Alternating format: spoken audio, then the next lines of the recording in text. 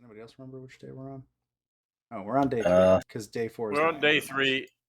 Yep. We're on day 3, and we finished You did the Drake running Rider through thing. the town. Yeah, and we're heading back to base. And I climbed up my tree, and I finished crafting the recipe for the Greater Blight Bomb, which I think you might have already given me. Yep.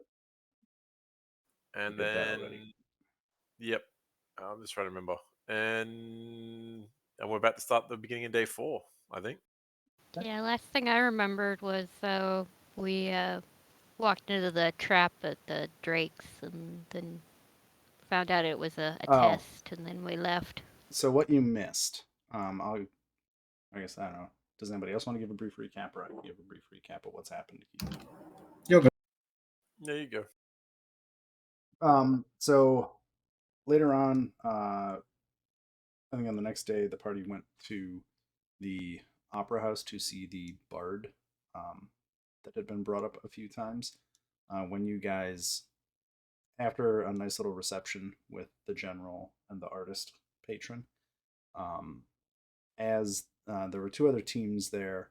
One of the teams was the battle dancers and bard team, and then the light keepers, the witch, the goblin, the cat person, and the ninja. They were also there. The light keepers kind of stayed aloof to everybody while the rest of you all talked. And I think somebody actually played a song or sang. I can't remember. One of you did something. I did. Yeah, you played a song that impressed a bunch of people. And then when the performance started, a rift to another plane opened up. Wait. Sorry, I just want to interrupt. There was a buffet, the size of never you've seen before. There was food, smorgasbord. There was so much, and it all ended up on the floor as his rift opened up. As he's going to continue with the rest of the story.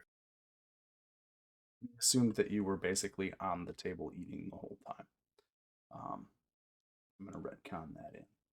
But once the thing started, a rift opened to another plane. It knocked everybody about pretty badly. It seemed to stun Hao Jin and the Light Keepers. And then I think Gavrov and Murakana tried to attack it with their pointy sticks, and then Daji dispelled the rift, which solved the situation. So that worked out. And then I can't remember. Was it on the way back from that or no? I think you guys went to go see. Yeah, you went to go see General Hida at his barracks. That's why you guys were down in Old Town. You guys had on the next day gone down to Old Town to see General Kazuhida. Had kind of a mixed round of talking with him, and then on the way back ran into a bunch of basically local yahoos riding some of those drakes. They got too close to the bridge and crashed, and the drakes got really pissed off, and were about to potentially do some harm to bystanders. And I think between kind of the group efforts of the party, we were able to calm those drakes down and get them out of there without resorting to fighting even more drakes, and without any civilians getting injured. So they seem too quick-tempered. Yeah, maybe drakes just have the right amount of temper, huh? You ever think of that? Nope, I don't think at all. That's the plan. I also I you'd understand Kasetsu if you have a Quaker, you'd probably be angry as well.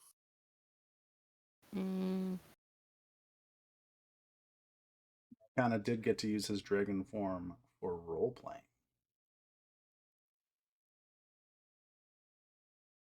I just have to add bow. Wow, wow. I was waiting for something there. I was just waiting for the follow up. I thought I set it up well. Not quite well enough, I guess. Thank you, Hypa, for the audio track. Okay, but yeah, so I think that catches us up. Giku, do you have any questions on anything? No. Just double check. Is everybody? Oh, Giku, you should also be level 15 now. I don't think we ever got to do that because of what happened. I can actually do that real quick for you. Let me go pull this up and we can work through it. Just in case it matters.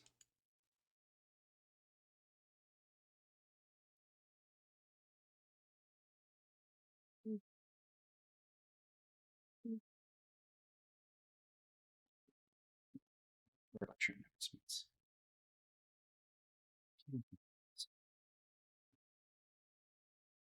Seeds. Ikugo Kosetsu Monk Test. That's level 2. Other PCs, Shirigiku. There we go.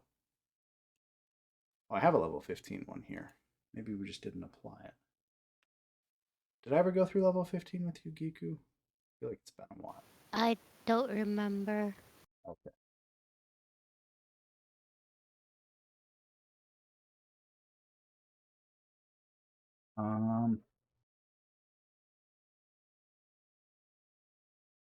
This one's level 15. Ability scores. Ay, ay, ay. Why you do this to me? Okay. You should have a +5, a +4. So I actually have a bunch of stuff in here from a level 15. I can't remember if I was imputing stuff or whatever, but I was gonna copy for your ability scores because you get a bunch of ability score increases. I was gonna continue increasing your strength, dex, con, and wisdom. Does that work for you? Okay. +5. Your constitution goes up. Oh, this is what I have to do. Hit level 15.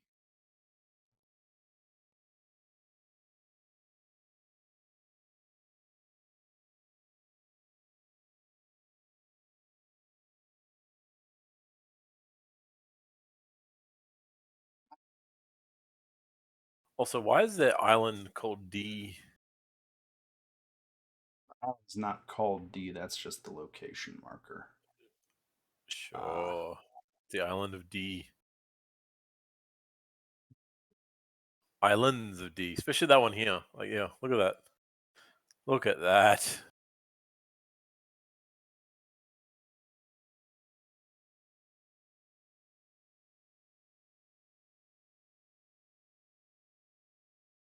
I'm on to you. Why you gotta be lewd? It's not my fault it's got 2 balls.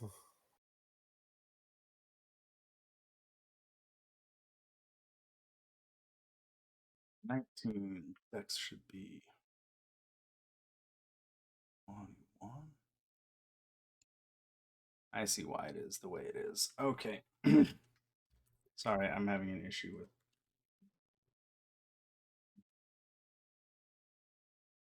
EQ's character sheet is doing what it's doing, but I'm trying to fix something. 10, 12, 18,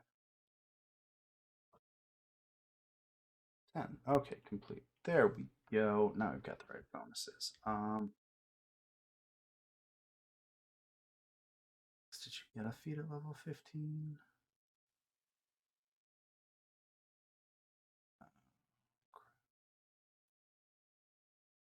Why are you doing this to me?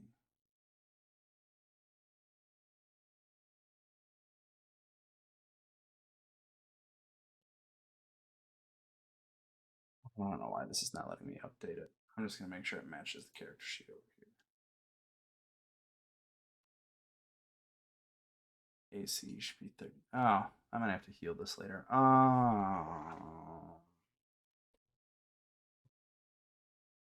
It sounds like it's more difficult than it should have been. Yeah, I don't know what's going on. It's not letting me update the level, and I don't know why it's not letting me update the level. Have you tried turning it on and off again?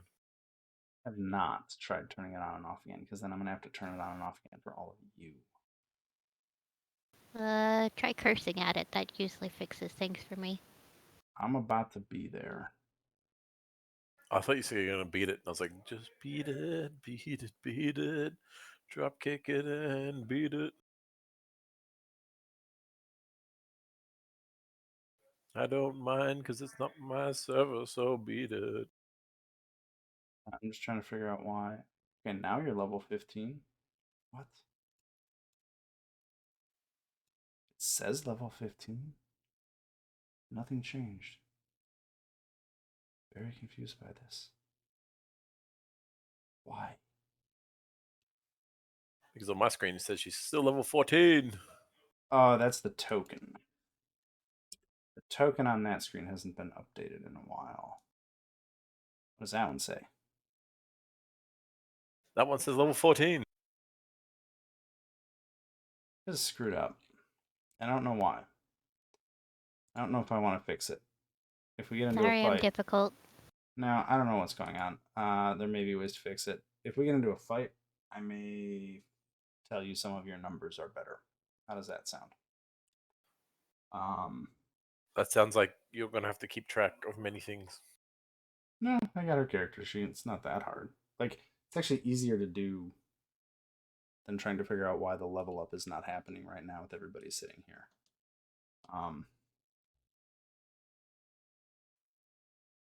This should be legendary.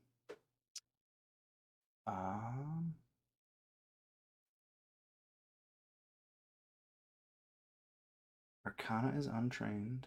Trained. Crafting is untrained. Deception. The main problem is it's just not giving the level bonus. Hold on. I'm going to check one more thing. Well, she's not legendary in Fortitude, Reflex, or Will, so... She's legendary in Acrobatics.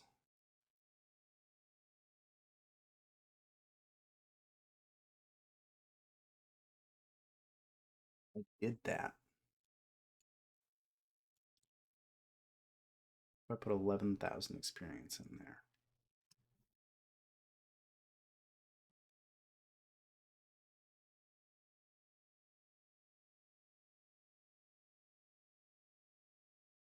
Oh, chocolate biscuit and coffee.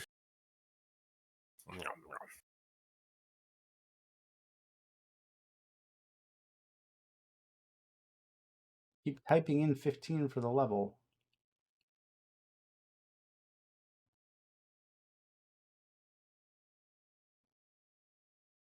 Stupid thing, Pathfinder. Automation, variant rules, homebrew, experience. Where's experience? It's not in there.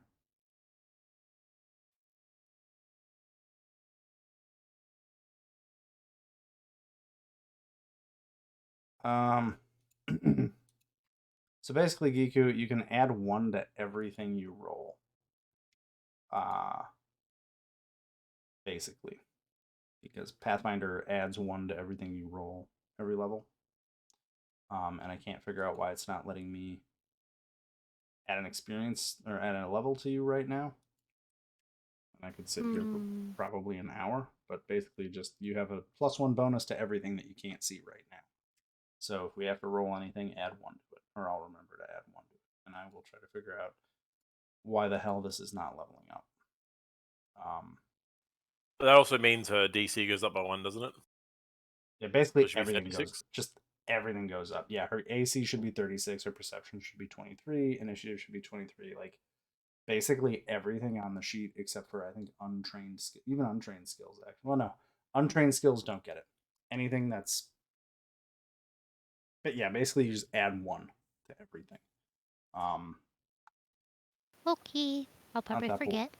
Yeah, because like all of your strikes, like they should be a +28, not a +27. Because one of the ways Pathfinder raises everything is everything goes up by 1 level. Okay. Anyway, if we get into combat, I guess I'll worry about it more. If we don't get into combat, I'm not going to worry about it too much. Okay. So we can start doing stuff. So do you guys want to head straight to the lodge? Or do you want to do anything else during the day? I think the lodge event is What time's the lodge event at? Was it mid-afternoon? It's kind of like a mid-afternoon event into dinner and probably drinking and socializing afterwards for anybody who wants to hang out. Well, if we have nowhere pressing to leave, I'll start breaking down a greater flask vial in this morning and somehow rub my money into it to try and make the recipe for that one next in my little tree of tinkering. And that'll delay me until the afternoon. Does anyone else want to do something around the house until we need to sit out?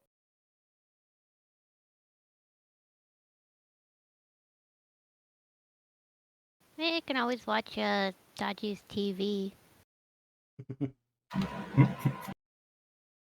I like how that scrying ball is basically now just a TV. House entertainment. Out of curiosity, can you guys see what another team is doing on that TV? I mean, yeah. Maybe we You can should see anyone. What? Maybe we should do some spying. Like, I assume that's what we were more or less doing. Like, we were just checking out the more aesthetically pleasing members of the other teams and well, when you guys had checking your up back, on them. when you guys had your back turn, it somehow got stuck to the red light district. Well, I have no idea how. yeah, it's just madness. I don't know.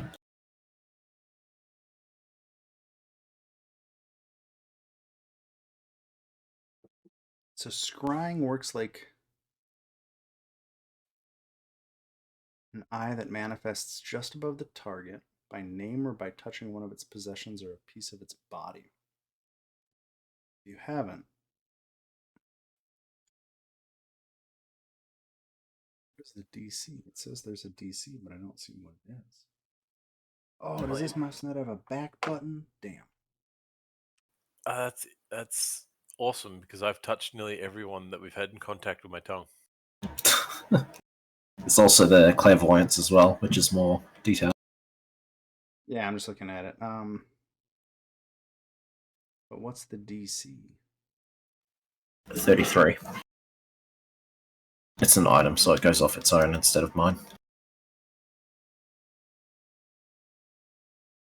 Okay, well, the real question is if you were planning on spying on everybody, you would actually have to be rolling. You'd have to be rolling to see if it actually works every day, right? Well, yeah, I think for clairvoyance, I get 2 activations of it, but the other one's basically, one once an hour, so. It just depends on what I'm doing with it. Oh, you enhance scrying magic. Okay. Yep. So is clairvoyance your scrying spell? I can cast both.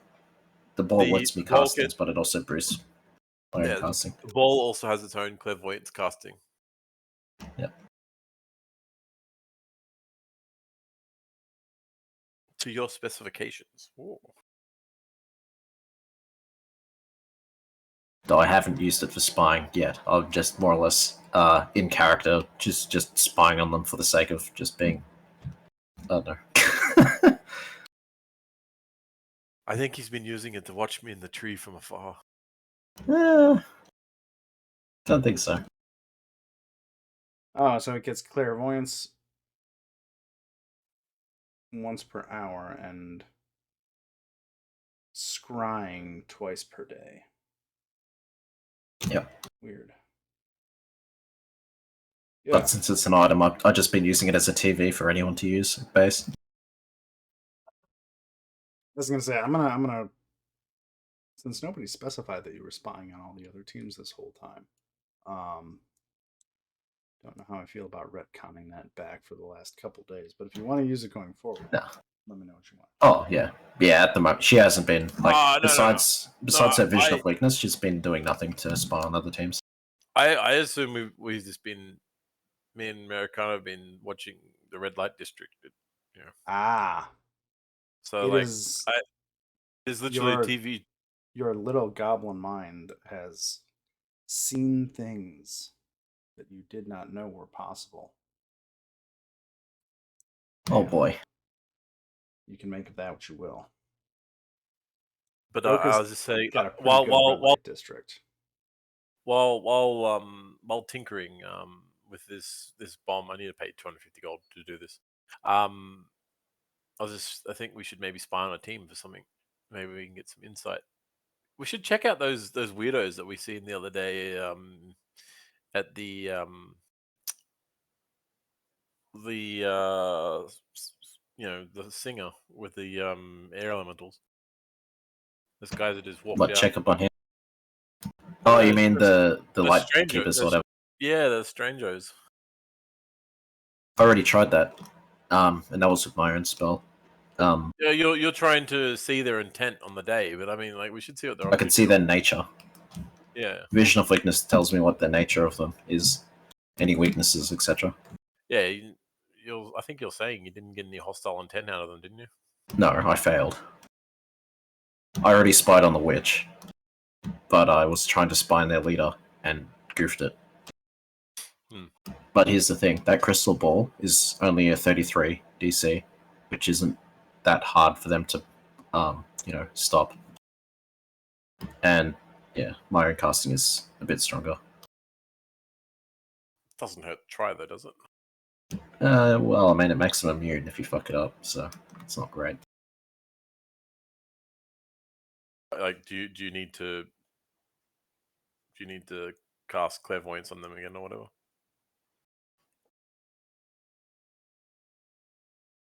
Vision of weakness gives you information about them. Clairvoyance would just let you actually see one of them. Yeah, we don't need to see them, do we? I'd rather save it until we actually need to track them down. Because if I fail now, I can't do anything to them for a week. Oh, is it a week? It's fucking ages, man. If I critically fail. I had a tinker. I was just kind of hoping you could, see what he's doing. Maybe I could steal some recipes from above his head or something. Well, you can use it. It's in the living room. So, well, so to speak, of our little apartment. Yeah, like you can use the charge, but yeah, just don't use it on all of them. Otherwise, if you crit fail on enough of them, then it's bad. Oh no, it's up to you, man. Oh, either that, I can keep tinkering here in my tree, and maybe we can just head off to the it sounds like Dodgy doesn't want to, and Hyper doesn't actually want to do it himself. So, but yeah. Anywho, so there was a lodge thing, wasn't it? Yeah, lunchtime. Lodge. That's right. That's right. There's content for this game. I swear to God. Could you write down a frost vial grater? I'm just gonna delete 250 gold for the recipe to try and do it the next 2 days in downtime. I'll just say. No, my money exploded in the potion. I don't know how this happened. I'll just do that. There we go. I'll just pin that in Discord. Then I can look at it later when you tell me something. When 2 days have passed in game. Okay, here we go. Scene Pathfinder Lodge. I have it. Party. Dodgy. Gavrov. Hypa. I guess I'll throw Maracana in the background. Giku. And Pony. Oh yeah, whoa. Forge for me crashed a while ago. Okay. Let's fix that. I've been recording jack shit. I told you. Did you try turning it on and off again? And you didn't even try. Didn't crash for me.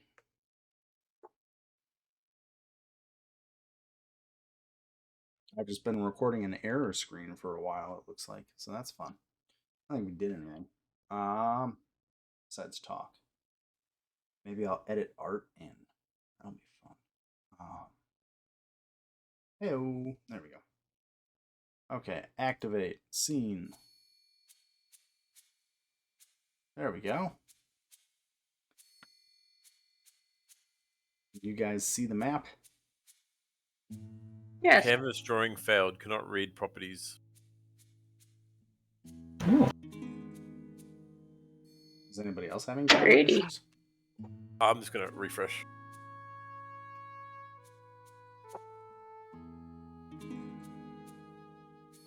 See what happens when I set music to automatically play in the background? I love that.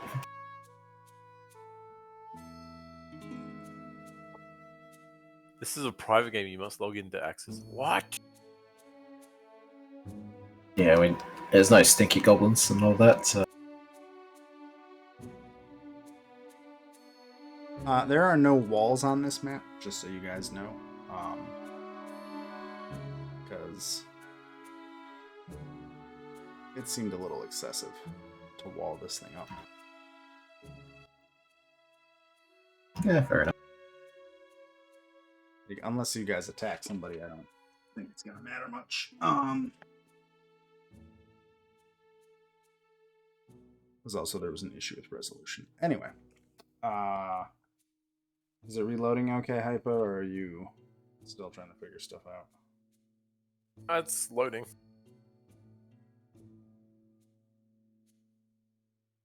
Hey.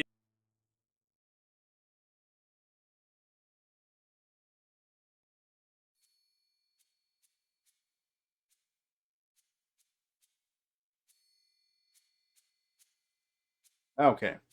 So whenever you guys get here, you come to a lodge that is kind of a mix of the traditional Goken architectural styles and a little bit of the inner sea style that most of you are more familiar with. So kind of a hybrid of the old world and this world, as it were. And the doors to the entrance of the lodge are open, and you can see that there's a fair number of people milling about inside.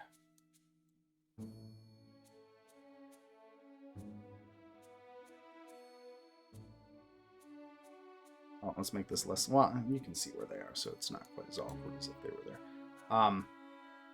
So as you come in, Daji and Gavrov, Amara Lee, who is standing right next to you, Gavrov, smiles and says, welcome. I'm glad you decided to come to the lodge.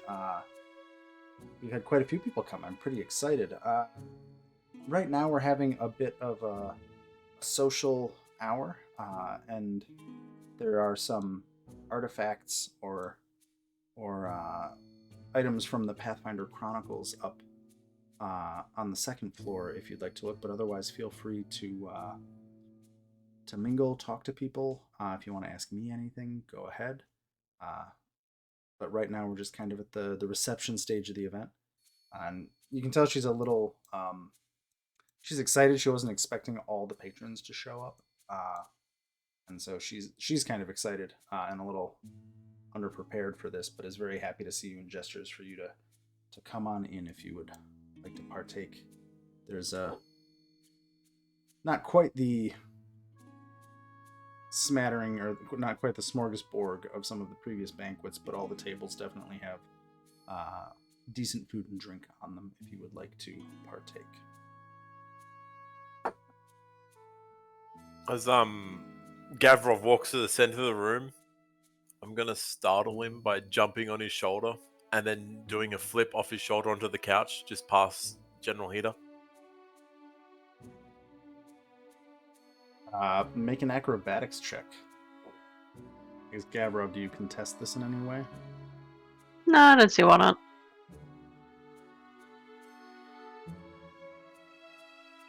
To be fair, you're like a 7-foot mountain of metal shaped like a man, so...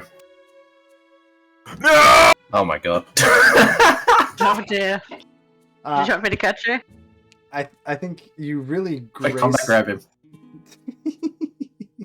Combat grab. I think you really gracefully execute the jump onto Gavrov's shoulders.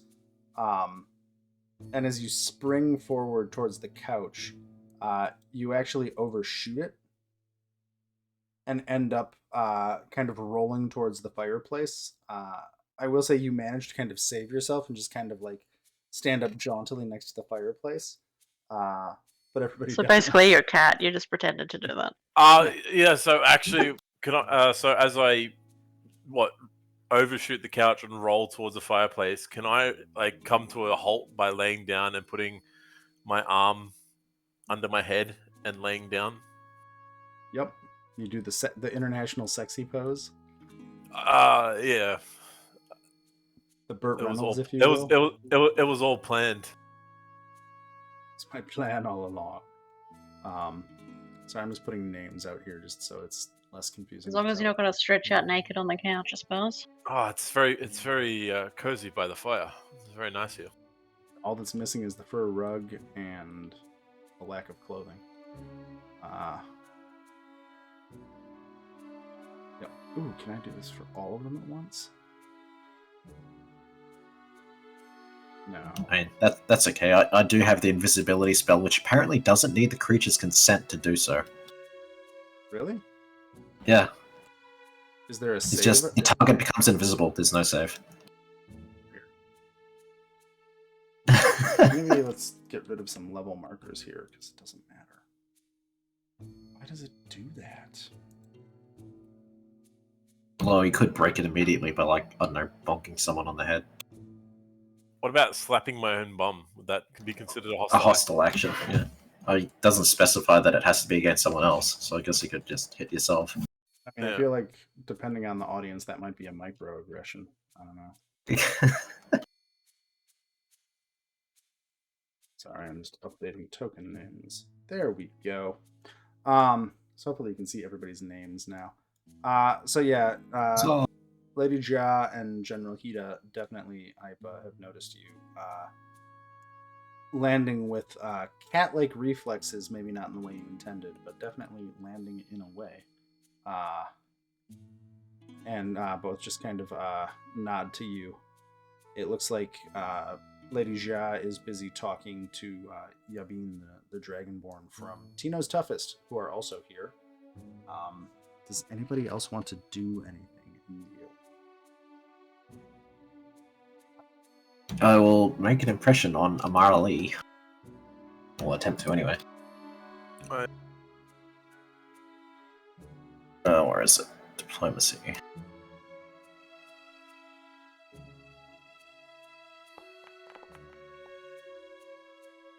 Oh, that was a perfectly average roll.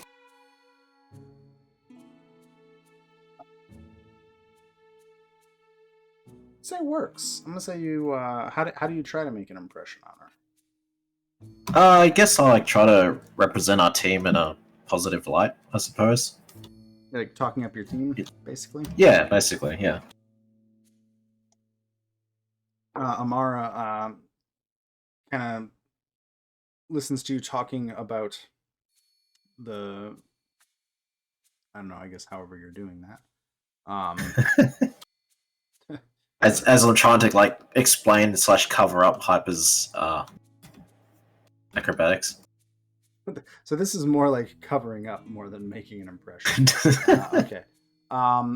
So Amara does get distracted by you and is interested in talking. And I'll say out of the make an impression roll, she says that, well, I wasn't going to tell anybody this, but I think after the Mingler, I'm gonna try to.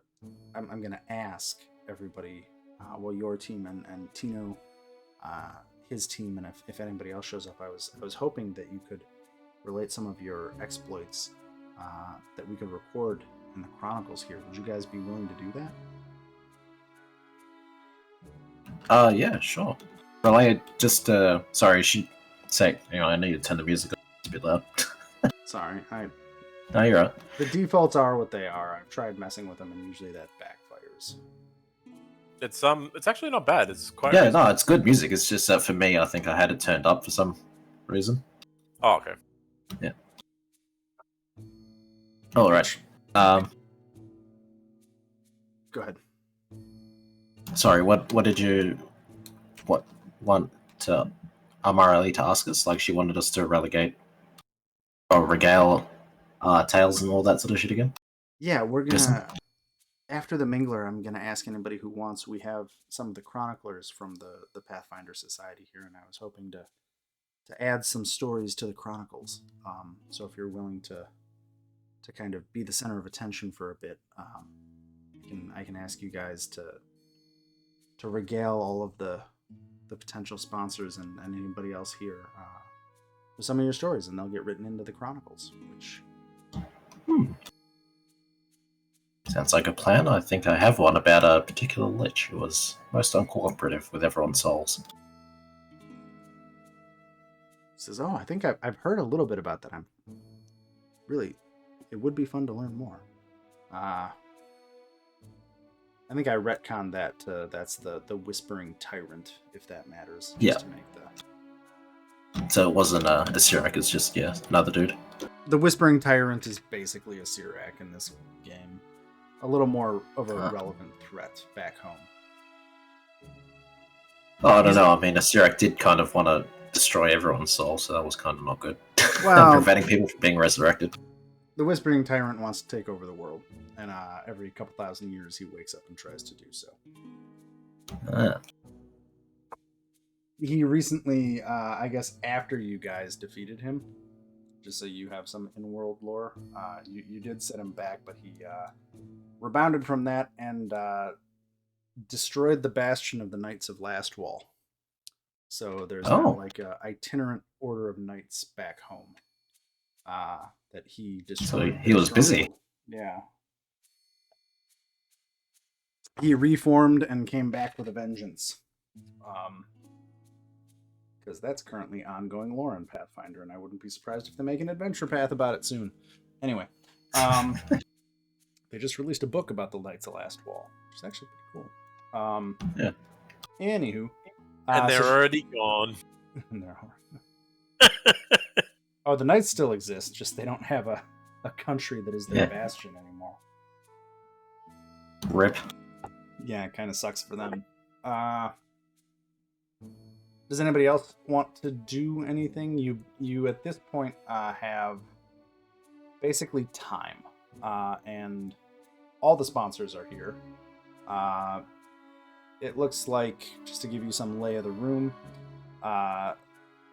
Tino's Toughest is also here. They are happily chatting up Lady Jia right now.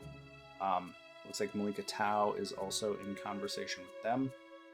And I think on the other side of the room, Lady Shy is intermediating a very awkward social encounter between the recently divorced Aldenar and those two. Somehow they've all ended up by you, Gavrov, and Lady Shy is trying to navigate two men who very much don't want to be happily talking to each other. And it looks like General Hida is more interested in the food on his plate than anything else. Kayan Hellion is also here. He's the Drake emissary. And he's just kind of happily watching everything that's going on.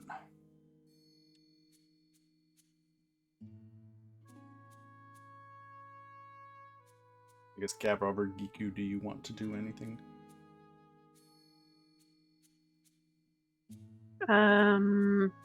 What can I do? Is that code for like taking your pants down, Daiji? I mean, Gavrov is a very attractive man, I believe. Yeah, I'm big too. So I mean, right now, basically, each person has mechanically, you've got about an hour, which is probably enough time for each person to do one attempt to either impress one of the patrons or learn more information about them or just talk to them. This is kind of engineered as a scenario where they are all here. So if you want to try and further your cause with any of them, you can. If you don't care, Amara also noted that upstairs they have a bunch of relics or artifacts from the Pathfinder Society, and she's happy to show you through what they are and some of the history of them. She also notes that some of the relics they have on display are also potentially prizes you could choose to take out of Haujin's vault if you win the tournament. Could I do a diplomacy thing and talk about that and say I want to have a look at the shit upstairs? You can just ask her. You don't have to convince her Yeah. if you want to see it. You can just do it. Okay. I have an upstairs map, but I'm not sure if it makes much of a difference. So if you just want to go up there, I can kind of narrate what happens if you want to go upstairs with Mara. I feel like switching maps is going to cause more hassle than anything else. Just imagine... do you guys want me to swap the map? Or do you just want me to narrate it? If it's too much hassle, just narrate it, I suppose. While Gavrov is talking to Amara, I'm going to grumble and throw a bit of frost elixir into the fire. Okay, you successfully put out half the fire. And everybody kind of looks around like, oh, that's weird. Why are you putting the fire out? If no one actually It's a physically... goblin. If no one physically comes up to me, I'm just going to keep going on my wheel of tinkering. Okay. So Gavrov, you go. You let Amar know that you want to see the relics, and she says, "Certainly. Come with me. Does anybody else want to come while I'm giving the tour of fancy items?" Dajil float along after them. So you get upstairs, and there's just kind of she takes you to what looks like it's probably usually a meeting room for the society, or like a library, map room, study room, and it looks like they've kind of cleared everything out and put a bunch of little pedestals in the room. And you notice above each pedestal there's hovering an almost lifelike looking item, but you can tell that the items are not actually there. And Amara walks forward. There is what looks like a miniature airship. There's an amulet hovering above one of the pedestals. There is a very weird looking steampunk machine. There is a bow, and there is a shield. And she says, so these, I have to tell you, these are illusions from Haujin's vault. She was a little concerned about actually bringing the real items out before the tournament proper. She didn't want anybody to try to steal them for, I hope, obvious reasons. But I can definitely. Are there any particular ones you're interested in learning more about, or if there's anything not here about the vault that you want to ask about, I can definitely see if there's anything I know that you're trying to find out about. Tell me about that shield. Yes. So this one, we actually gave to Haujin a while ago. One of our groups of adventurers had gotten into tracking down and trying to defeat a centaur hero god called Iblados. We didn't actually manage to defeat him, but the shield is actually an indestructible shield that he did have called the August Dilemma. The warrior in question, she actually managed to defeat the centaur, and he left the shield. And after they completed the adventure, when they came back, they entrusted it to Haujin to put into her vault after that adventurer retired. Oh. Amazing tale. The rumor has it that Iblados is trying to get that shield back, so if you do take it, you may end up having an encounter with that god or demigod. We're not quite sure which one he was.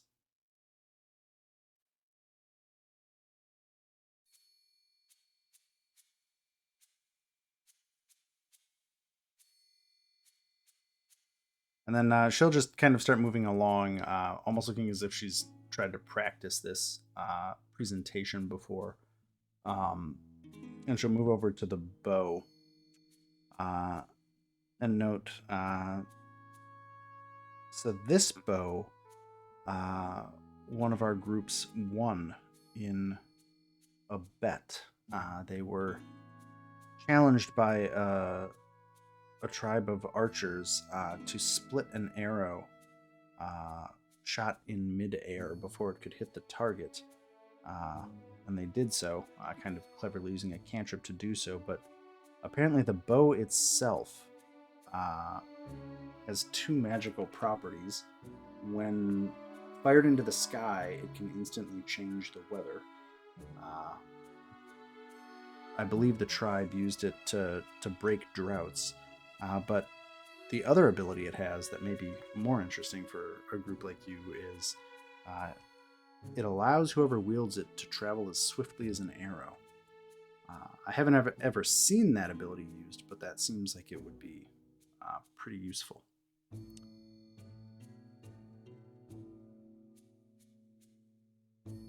Yeah, fine. At least for those of us who can't teleport. Aha! Well, not everybody has the arcane arts. Technically speaking, Daishi doesn't either. She has arcane. She has occult and divine magic. God damn it! You and your changing your schools and nonsense. Like I can't have divine arcane magic. That's the domain of wizards and people who actually learn their spells are supposed to have it given to them by ability. Yeah, people who actually study Daji. Yeah, nah, I just went to trade school and basically failed it, so Asmodeus was cool about it.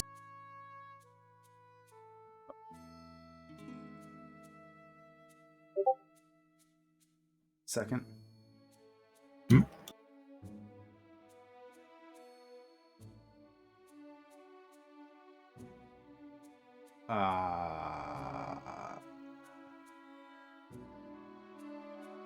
You.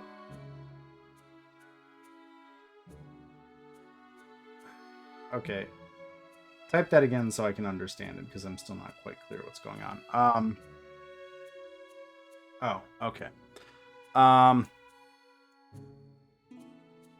Actually, so are you doing that right now, Hypa?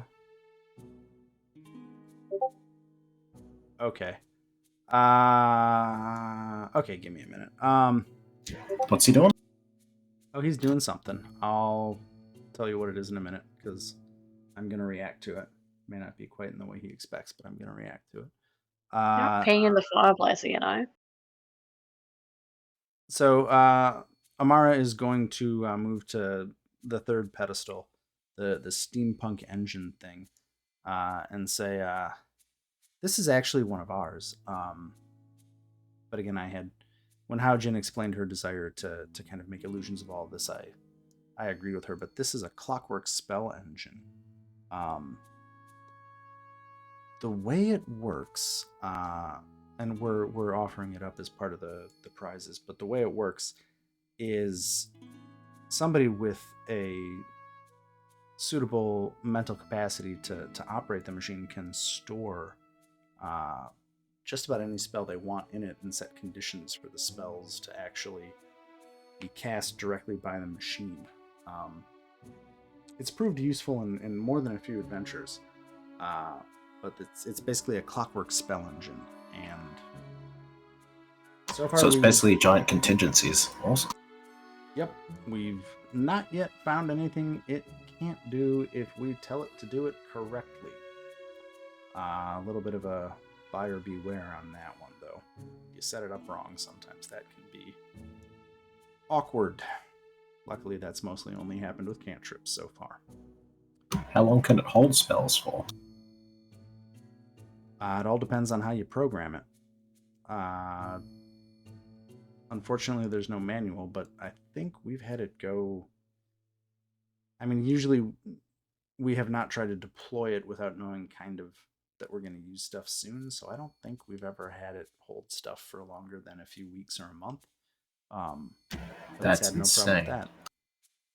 surely that seems like a tremendous waste to have such a thing sitting in a vault. Like, could you not have a cleric, say, cast a ton of regeneration spells and then just, I don't know, stop a nation from basically ever needing to have a hospital because you could just heal them all with a relic?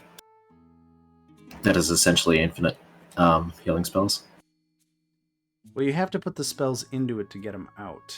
It doesn't You do. show that side of the equation.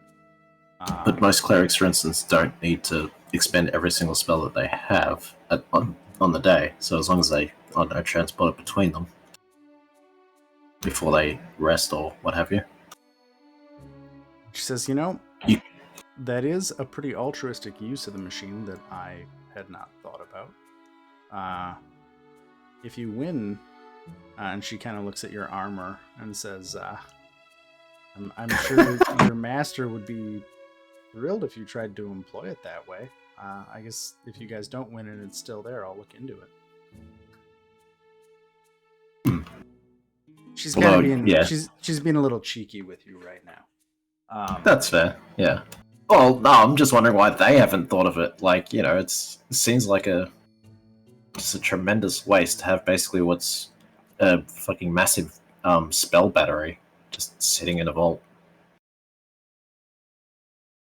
I don't know. Something unintended consequences. I don't know. Yeah. She doesn't really have a good answer because I don't have a good answer for that. Interesting use of it. Yep. There you go. No, there you go. Although, I think I'd still go for a sentence than anything. Yet again, our lawful evil Asmodean is being the most altruistic person. Have you ever thought of playing a good cleric, Dodgy? Well, I played a neutral one, technically. Anyway, so as you guys are having this conversation, you kind of hear a little bit of a ruckus from down below. Oh god! And you smell the smell of kind of a weird acrid smoke, and I guess everybody. I don't know what you do, Hypa, but as you're doing what you said you were doing, everybody else leaves and goes upstairs. And so I'm just gonna say that like everybody in this room, you guys are all up there upstairs with Amara, and Tino's team comes up. All the sponsors come up. Kaon Hellion comes up, and they're all kind of coughing slightly. Oh man! I cast Airbolt and head downstairs. Okay. So you go downstairs and you see that somehow Hypa has basically turned the fireplace into it's billowing out smoke. And everybody else has left the room. Outstanding. I'm going to clean the fireplace. This is why we can't have nice things. Yep.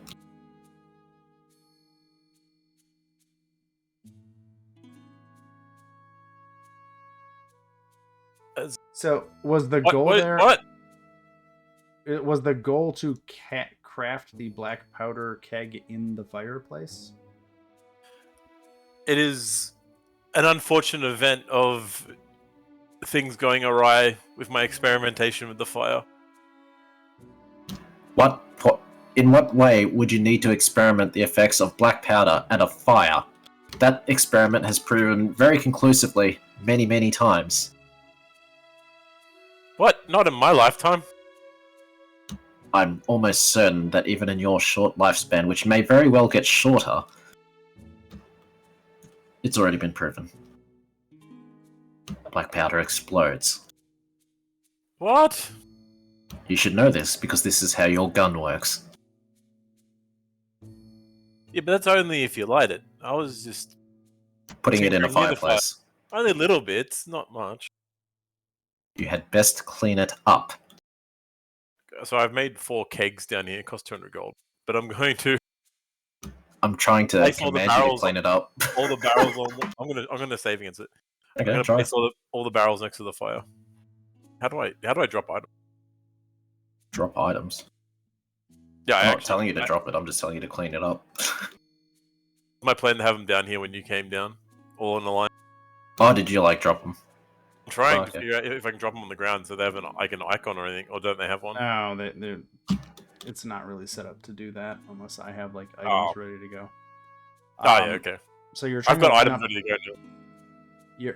Well, it's more complicated. I don't have the barrel tokens ready to go. So you're trying to line up black powder kegs in front of the fireplace. Yeah. And So we've had a few acts. What is the point? The point is my experimentation. That's it. Okay. Yeah.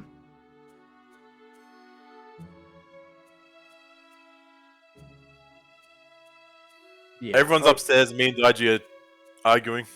And I'm gonna save against his will and try and clean up if I fail. Okay.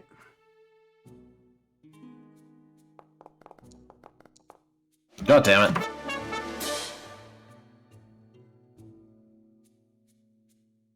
Alright, I'm gonna keep tinkering away down here. Oh, that's annoying. She'll just cast a disgusted look at you and then start cleaning up with a spell anyway. Prestigious. Whatever you call it. I'm very tempted to remove influence points from every patron present. Yeah. Well, you fucking basically set off a bomb in the room that they're in. Like, what the fuck, dude? Anyway, so everybody else is upstairs. I think at this point, Gavrov and Giku, if you guys are upstairs still. Tino and Takatora, the Kenku on the other team, are super excited by this whole event and start kind of like looking at all of the illusory artifacts that are on kind of display. And they both come up to the two of you and are like, Tino's like, this is so cool. Do you guys know what you're going to pick if you win? Are you guys going to pick one of these? Maybe food. That shield's pretty awesome, but it'll be up to the group to decide what we want. Gavril's just like heads close, looking up through the glass, just looking at all the details. There's no glass. It's just like a floating, almost solid illusion. Like imagine a hologram, right? Like you can get right up and look at looking at the details. And Takatora will come up beside you, Gavrov, and nod and say, "Yes, that seems to be quite suitable for you. I'm glad you won't have it for the tournament." And Tino to you, Giku, says, does she have a magical artifact that can make extra food? I don't know, but it would be nice. And he just kind of stops and is just... It seems kind of dumbstruck by the idea of how good would a magical food artifact be. Thought you can make food out of nothing. As she's arguing with Hyper still downstairs. Yeah, you're kind of down there. The rest of the sponsors are all kind of standing around up here. Hida looks kind of annoyed that he can no longer eat the appetizers and food off of the tables downstairs. And then Amara looks around and says, okay, give me one moment. And she walks out of the room, and you hear some voices in the hall. And as she comes back, you see a few of what you assume are the staff of the lodge. Head downstairs, and Amara comes back in. Amara's looking to kind of restart her tour of the artifacts. Daji and Hypa downstairs. A couple of the Pathfinder Lodge members come downstairs and kind of take a look at the barrels of black powder arrayed against the fireplace and the smoke billowing out. I guess, have you killed the smoke at this point? I've been using my cantrip to Okay, so you're basically trying to clean. clean it. So So one of them comes down. They both come down. Two of them, a man and a woman.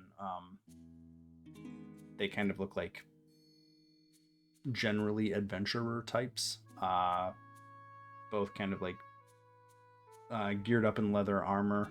Not in a hostile way, but that's just like what they wear. This is Pathfinder Lodge, and the man says, I'm gonna have to ask you to stop putting black powder by the fire, and if you can't, I'm gonna have to ask you to leave. that's fair. I'm going to start using a telekinetic projectile to just start shooting them out the door. Oh, I also found out I should have crowded the little powder. I created kegs. These things I are know. freaking 50 kilos each. How are we going to fucking move them? I can't even move them. You idiot. Actually, wait, can I even haul those with telekinetic projectile? I think that would be too heavy, wouldn't it? Yeah, I'm pretty sure that's more than one bulk or whatever it is that it can throw. 2, but yeah, that's still way too much, I think. I didn't mean to make so much. I was just trying to see if I can make some fireworks to entertain people. Fine. Oh yeah, it's only 50 bulk per one, so you can move That absolutely one will. each. There's 4 of them, unfortunately. Yeah, but I can... This is a sustained spell, so I can just keep it going for a bit. Okay. Raji, what are you doing? That's my powder! She doesn't even look at you. She's just So angry that they're almost getting thrown out. The two Pathfinder folks both just pointedly sit down on the couch, just kind of watching the two of you. The woman nods to you, Daji, and says, "There's always one, isn't there? But we're gonna." There keep an eye on is. this." I apologize for my goblin companion. He can be, unfortunately, lacking in decorum. Or even good sense.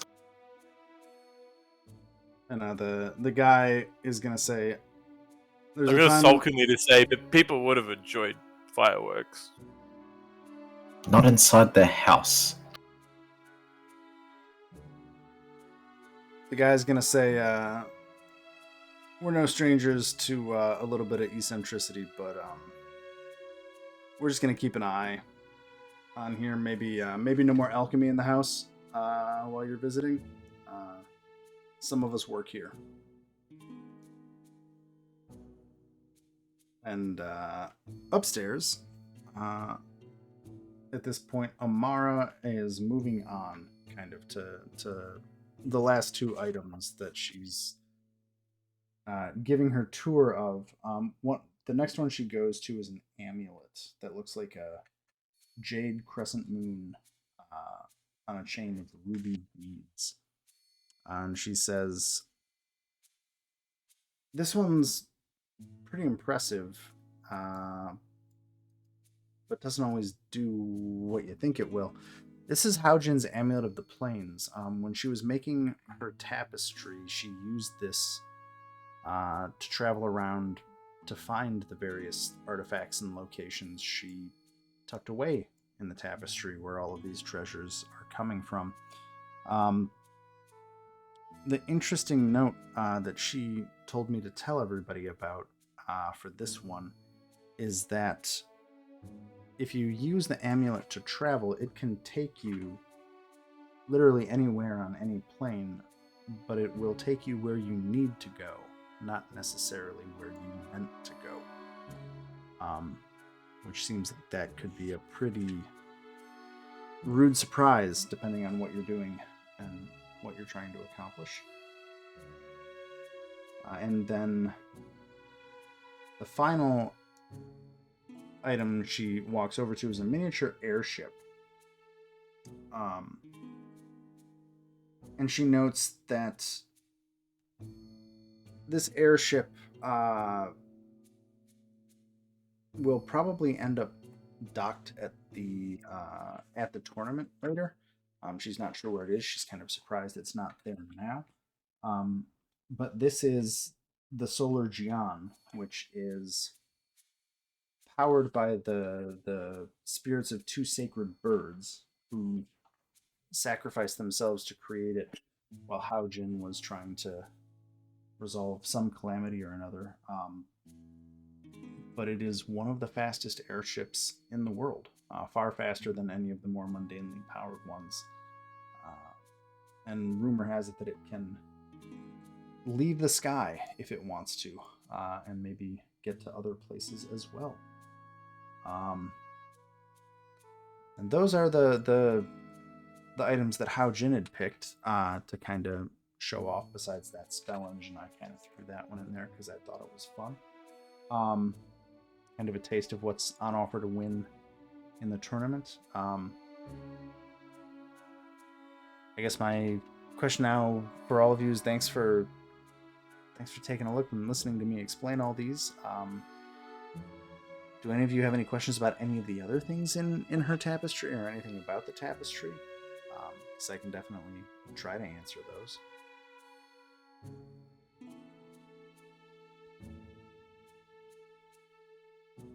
So it's Giku and Gavrov up here right now.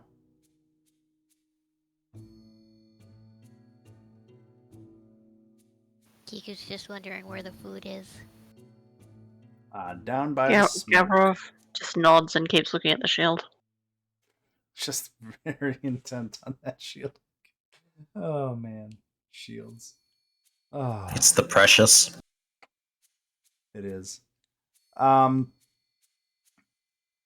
at this point, Amara will kind of look around the room and say, "Okay, well, thanks. This became a bit more crowded of audience of the artifacts than I was expecting, but I'm going to go downstairs, make sure everything's okay, and then in about 15 minutes, I'd love to kind of do something that's important to the Pathfinder Society. I'm hoping all of you will enjoy participating or listening, but please feel free. Look at the artifacts. If the smoke's gone, come down and have some food. Otherwise, I'll grab everybody in a few minutes. And Amara will head back downstairs. I guess for anybody, you guys have got about 15 minutes. Do you want to do anything before Amara talks to everybody again? Daiji would have been spending that 15 minutes, moving the rest of the kegs outside. Didn't really care where, she just chucked them out. And then trying to fix as much of the damage as possible. With combinations of cleaning spells, which... Because I'm banned from alchemy. I was just speaking with Daiji and the two lodge members who are down here, and then smirk and say, I kind of stuffed up. I must be the first goblin that nearly leveled the building by accident. The woman will say, the first goblin, not the first one to almost level the building by accident. So you got half of it. Well, that sounds like a story. She just shakes her head and says, maybe after some drinks.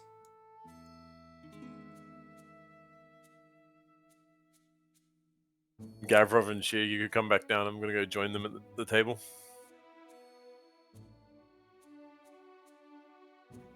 It's not my fault you guys left me unattended.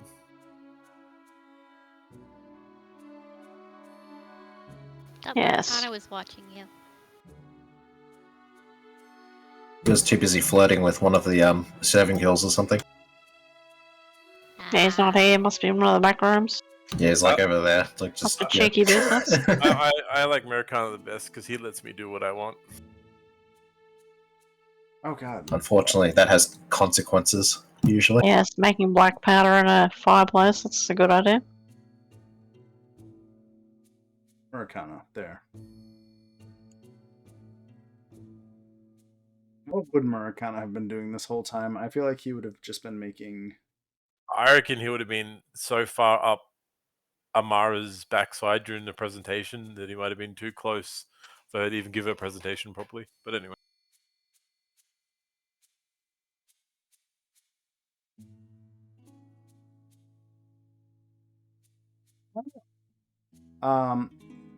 So I think at this point,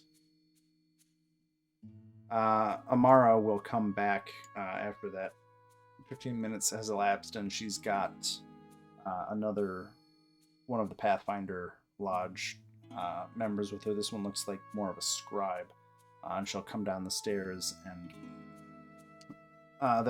she'll gesture to the two on the couch, and they'll just kind of rearrange the tables and the couch a little bit so that the room is reconfigured so that there's a couple tables and couch on one side, kind of by the stairs, and on the far side, it's a bit more of an open space. And she will walk over there and just kind of say, if everybody could turn their attention over here for just a minute, I'd love to kind of do something a little different. And she says, Tino, and the chorus, both of you, I'd love if you would both come over here. There's something I'd like to ask both of your groups to do if you're willing to.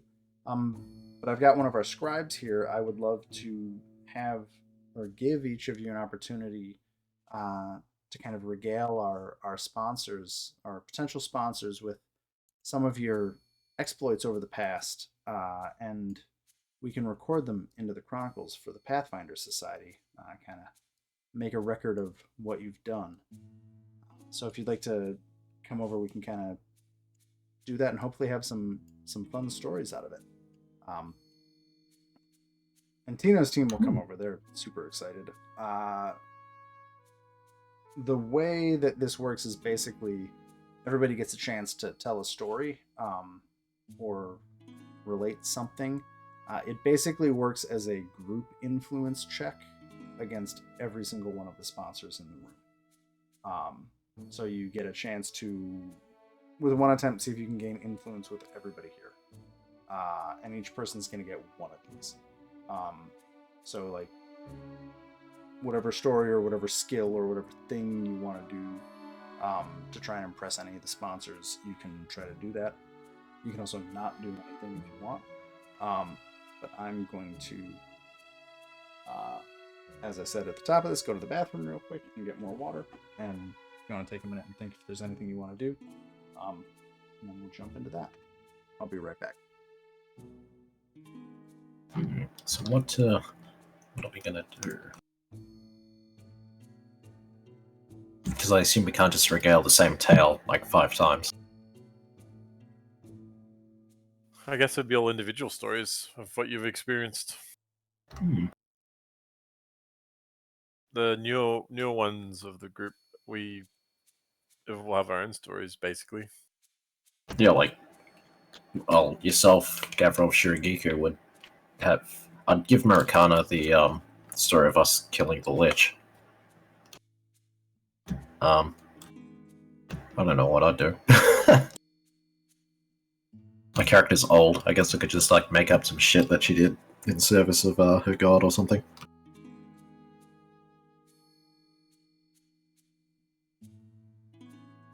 I don't think Giko's gotten up to much of anything interesting other than probably just living in the woods and studying whatever martial arts.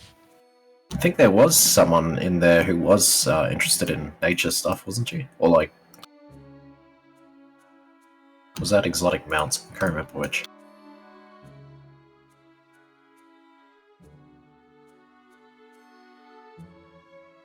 That was the Phoenix lady that was interested in my plants.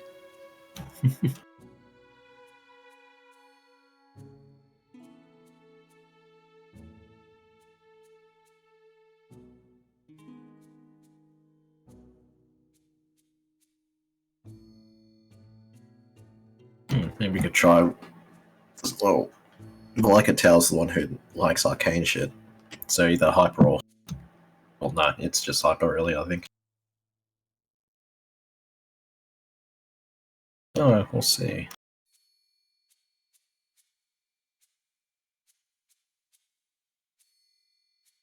I wonder how long goblins are an infanthood for. Like, You're way 3 past weeks? being an infant. Yeah, I want like 3 weeks. Like, what do you reckon they're like till they're considered an adult? Like, I wonder, like, how long? I'll look it up. Mm. By age 3, they're an adult. Oh, 3 years. Adolescent is 3. Adulthood is 4 or 5. Yeah. Oh, 4 or 5 years later. So they live to about. Yeah. They can theoretically live to 50, but most of them only live to about 20. So technically, I'm mid-aged. Not really. It's just that they keep killing themselves before they get to 50, so. Or Yeah, getting but- themselves killed. Like my Physically, they can last a lot longer than that. Iron Gut goblins are renowned for eating everything. So like, I wouldn't imagine they live very long, realistically. No, but that's true of every goblin. That's why they don't make it past 20. But a goblin that's actually smart and or stays safe lives for about 50 to 60. So the Iron Gut goblins are like basically the goats of the goblin world. Yeah. Which is Yeah, weird, because his character's really smart too, so... Not very wise, apparently.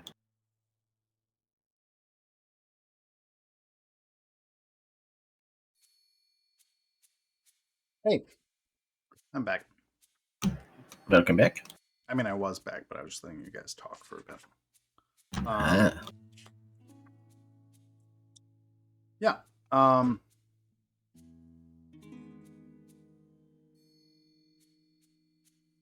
So at this point, Alright. any other discussion you guys want to have, or anything you want to talk about before I have you do story time or whatever it is you want to do? No, I think we're good. Okay. Although, if there are sorry. Go ahead. If there are rolls to be made, I'd assume that Daji would be using aid to like help with any of them being made. Because it's just a reaction, I think, isn't it?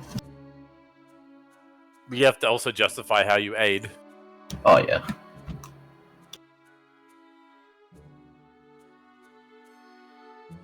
Yeah, yeah, you can do that. That's fine. I'm just trying to find a piece of information. Oh, there it is. I was already on that page. Haha. Too many books, too many pages. Okay. So Amara will gesture as everybody kind of gets settled. All the sponsors are sitting down, and you guys are all up there. She'll look over to the scribe, who nods that she's ready. The other two Pathfinder folks have just kind of turned the couch around. Are sitting on it now, facing where you are as opposed to the fire. And she'll look across both your team and Tino's team and say, well, fantastic. Does anybody want to go first? Any particular deeds or tales you want to have entered into our record? Sure, we could go with, I think Maracana will probably lead with the tale of when we fought the Whispered one, was it? The undead chap. What his name? For the Pathfinder version. Oh, yeah. That asshole. Maracana noises. I hit him in the head with my axe. It was great. You sure did. Sorry. Turns out I can't do a Jared impression. What was that? As long as you don't get him to roleplay how he actually probably did it, because knowing him, he ripped his loincloth off again. He actually, like, sort of pseudo carried that fight because Yeah, he like so, just stopped him from using time stop. So it says, so we were fighting. We were in this pit of lava, and we just killed this giant dead baby thing. And that was what we were there to kill. And then this creepy old dude shows up, all skeleton looking. And he was really scary at first, but then he tried to cast some spell. And while he was casting it, I swung my axe right at his face. And he lost the whole spell, and then everybody else piled in. And we shoved his butt right down into the lava. It was fantastic. And what had actually happened is Murakana got a critical strike on his attack of opportunity to interrupt a time stop spell. And then 3 other people got crits in a row. And they killed my boss in a turn and a half. It was phenomenal. Wow. Still can't believe how that fight went. Time stop, for reference, is basically a 9th level spell where you can get 3 free rounds to just do whatever the fuck you want. Yep. And It is I lost probably all the of strongest spell in the game. it. Lost it and the turn, and he died. It What never was fun. that creature that we found corpses in a cave? Was it a Jabberwocky or something? Or it was like a large creature? Does anyone remember? Was it a Jabberwocky or something? And I climbed in its belly and cut my way out. I don't remember it. I know the incident, kind of, but I don't remember what the thing was. Oh, on Banmu? Let me... God damn it, too many books. I don't have the Ban... I have to look at what Murakana would actually roll for that story, though. Yeah. I figured I'd give him our best deed because he doesn't have the best diplomacy skill. Just for my story. Yeah, I can look it up. I just have to find a different page in a book to tell you what you fought. Yeah. I don't know. So is this... I guess this is... What do you think he would actually be rolling for that? I guess it'd be diplomacy, if only because it doesn't seem like he's deceiving or intimidating them. So I don't... Oh. Oh no, it'd be either diplomacy or performance, I guess. I feel like performance is more fun, but diplomacy, like he's like swinging the axe around and what have you. I'm gonna roll that, and if you want to add your aid modifier. Yeah, so I just have to roll performance as well, right? I think. How do you try to help Yeah. him? I think that's the real thing. She'd be like trying to explain, like while he's basically doing his Murakana Hulk smash talk, Daji's like interjecting with more, things that are more accurate to what actually happened, as opposed to Okay. Yeah. So then you have to roll a skill check, which I guess would be probably diplomacy or performance or something. Oof, not a great roll. DC Wait, is 20. did he ever learn Tien? Or Hmm? is he just saying this Arcana? in common? Oh shit! Yeah, that was an idea. Yeah, so God damn it. you aid Murakana by translating it better to the audience. Yeah, so they can There you actually go. understand what the fuck he's talking about. Well, I think they speak common. Like these are Yeah, sponsors. I'm pretty sure they do. a few of them probably don't. You reckon? They're sponsors. Like they've all got shitloads of money. Maybe. If anyone could afford tutors to speak the most common language in Galarian, it would be But them. some of the Pathfinder people might not. Some of them might only speak Yeah, but Tien. who cares about them? We only care about the sponsors. Yeah, but it gives you a reason to aid. That's all I'm saying. What? I already have a reason to aid. I want to impress the sponsors. What are you actually? What is your skill level in performance? Expert. Okay. Me? Yeah. Yeah, you. So it gets a +2 because you had a. Wait, I thought I was doing diplomacy though for that one. Oh, sorry, your master. Okay. Yeah. So let's see. The DC is 20, so a 30 would be a crit. So it's critical success in helping, which means you're a master with diplomacy, so you give him a +3, so he gets a 27 total. It's pretty broken English, I guess. Pretty broken Tien. I don't know what I'm saying anymore. Where are the sponsor stats? There's a sponsor. Oops, pardon me. So he's doing performance. So let's see how that stacks up. Okay.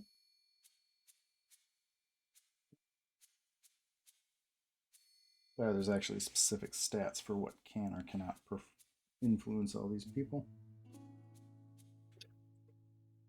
Okay. The scribe and Amara are definitely super interested in the story, despite the broken English, or not broken English, but broken TN that Murakana is using in dodgy your translation, kind of clarifying everything that happens. The rest of them, the sponsors all kind of smile and nod a little confused by the whole thing. They all definitely recognize the Whispering Tyrant. But for most of them, it seems like the story either doesn't have much of an impact or seems a bit far-fetched. I think that's how Murakana's attempt to show off goes down. Fair. And Amara will say, well, thank you for providing some details on defeating him. Maybe you guys, if you win the tournament, can take one of the artifacts and finally put an end to that bastard. Because I hear he's back. He is, and we are due another meeting. Hopefully this one will be a much more final one. On that less than enthusiastic note, does anybody else have a story they want to share or tell or put into our records? Yeah, I wouldn't mind maybe a creature's notes on our journey might help. This is where I'm going to need the creature's name. Oh, okay, let me go.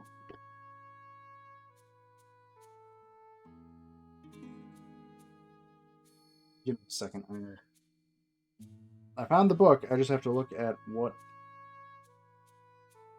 den that was. I thought it was something some of J, like a Jabberwocky or something.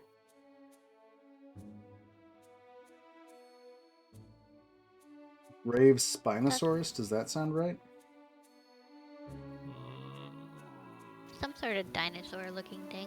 Because you didn't fight the purple worms, you didn't fight the Tyrannosaurus, you didn't fight a mammoth turtle, you didn't fight. We did fight a Tyrannosaurus. Oh, you did. That's right. Yeah, but it wasn't that one. It was in a cave. You remember which part of the island it was on by chance? Middle left, near the near one of the towers, near the swamp. I'm pretty sure it was.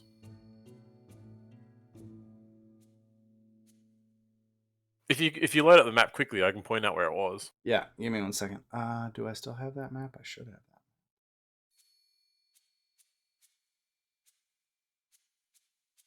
Sorry, my brain has shunted away all of the Danger Island stuff. Have you seen... Damn it, just make it active. Where is it? Okay. There you go.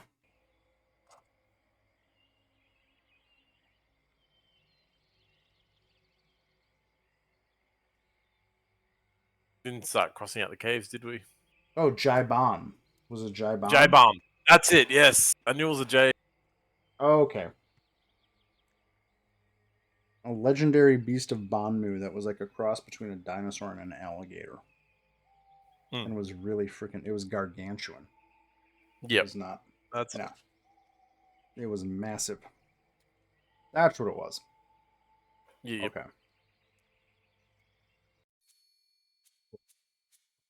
It was Jaibon of Ban. Yeah, I think the merchants ended up telling us his name was a Jaibon. It's a character, a creature that I want to speak about on our journeys on Danger Island.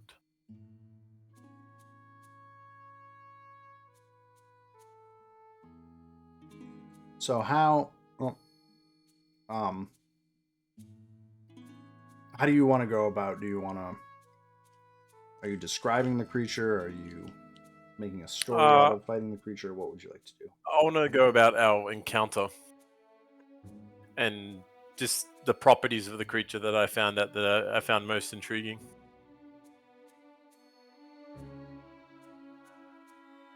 I'm just going to be doing hand scenes and a little bit of action to represent how we fought it. Do you want me to do the roll after I tell the story, or? You can do it whichever way you want. Oh. It's up to you. If you want to have fun, Well, telling the story, go for it. I'll try. I'll try my best. So this creature we came across on our journeys of Danger Island, we came up to a cave and it was just littered with corpses. We walk up and with a sudden roar, this creature runs out and I roll out of the way. Gavrov just takes it straight in the face, just barges in, pins it in place.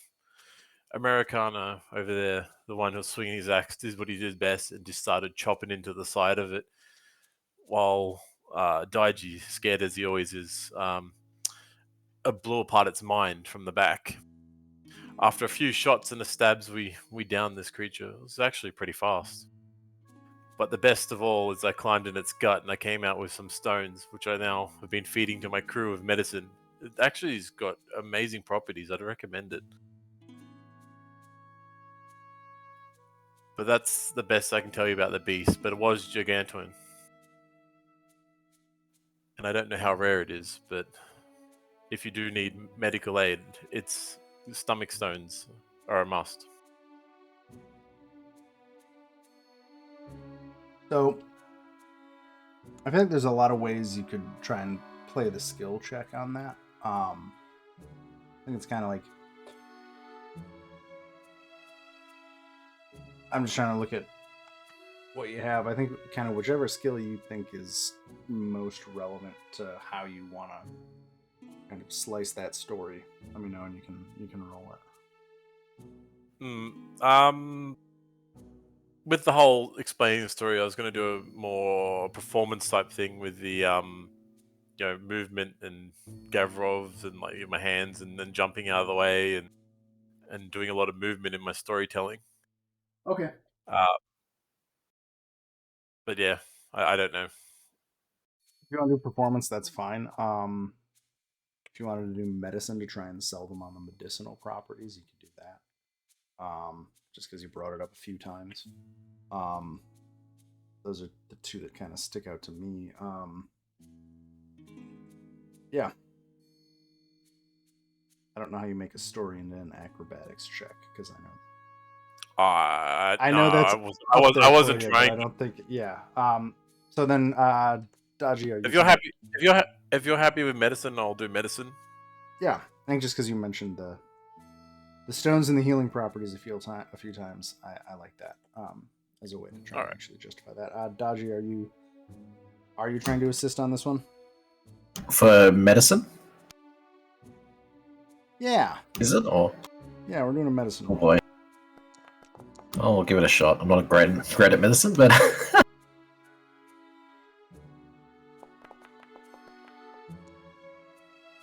turns out Hypa's pretty fucking good at medicine. yeah. So I think it's like a +2, so a 39. So who has medicine, or am I gonna have to just make some shit up here? So, with him assisting me, I'm going to get him to drink one of my potions. What, him? Daji's a woman, but okay. Yeah, like she is going to drink my potion. She's not going to. Well, you have to assist me to show the medical properties of the drinks I made out of it. No, you can demonstrate them on Shurikiku if you want. She's actually wounded. Shurikiku, do you want to drink one of my potions? Can I roll to see if I vomit? It's up to the DM. Make a Constitution save. Sorry, Fortitude save. I'm gonna use it in the log so it takes it out of my inventory. Oh no, that's not a very good one save. There you go. I used it. So you're trying. Are you trying to vomit, or are you trying not to vomit?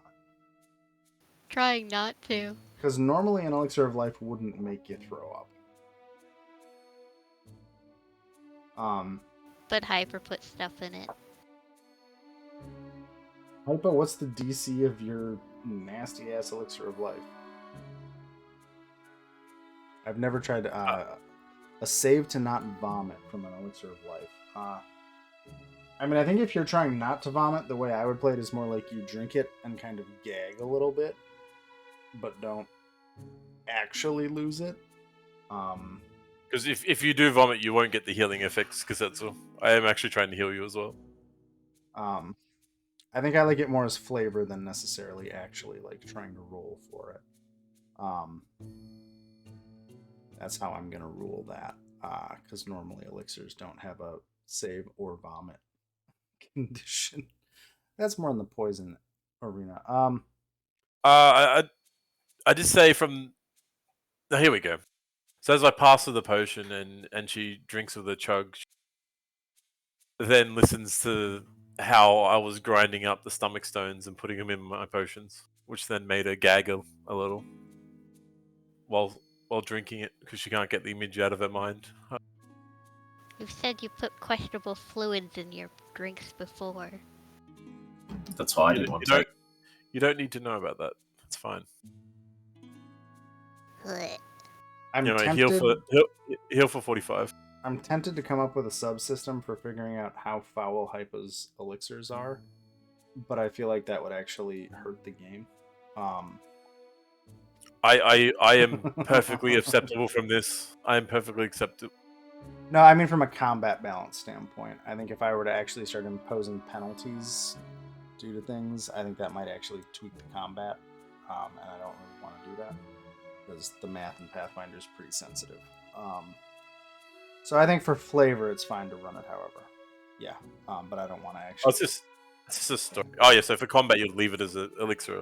Yeah, I don't really want to mess with it in combat, but I love it outside of combat as being weird and gross. I think Aldenar is actually somewhat interested in all of this Hypa, and he reacts pretty positively to this. The rest of the group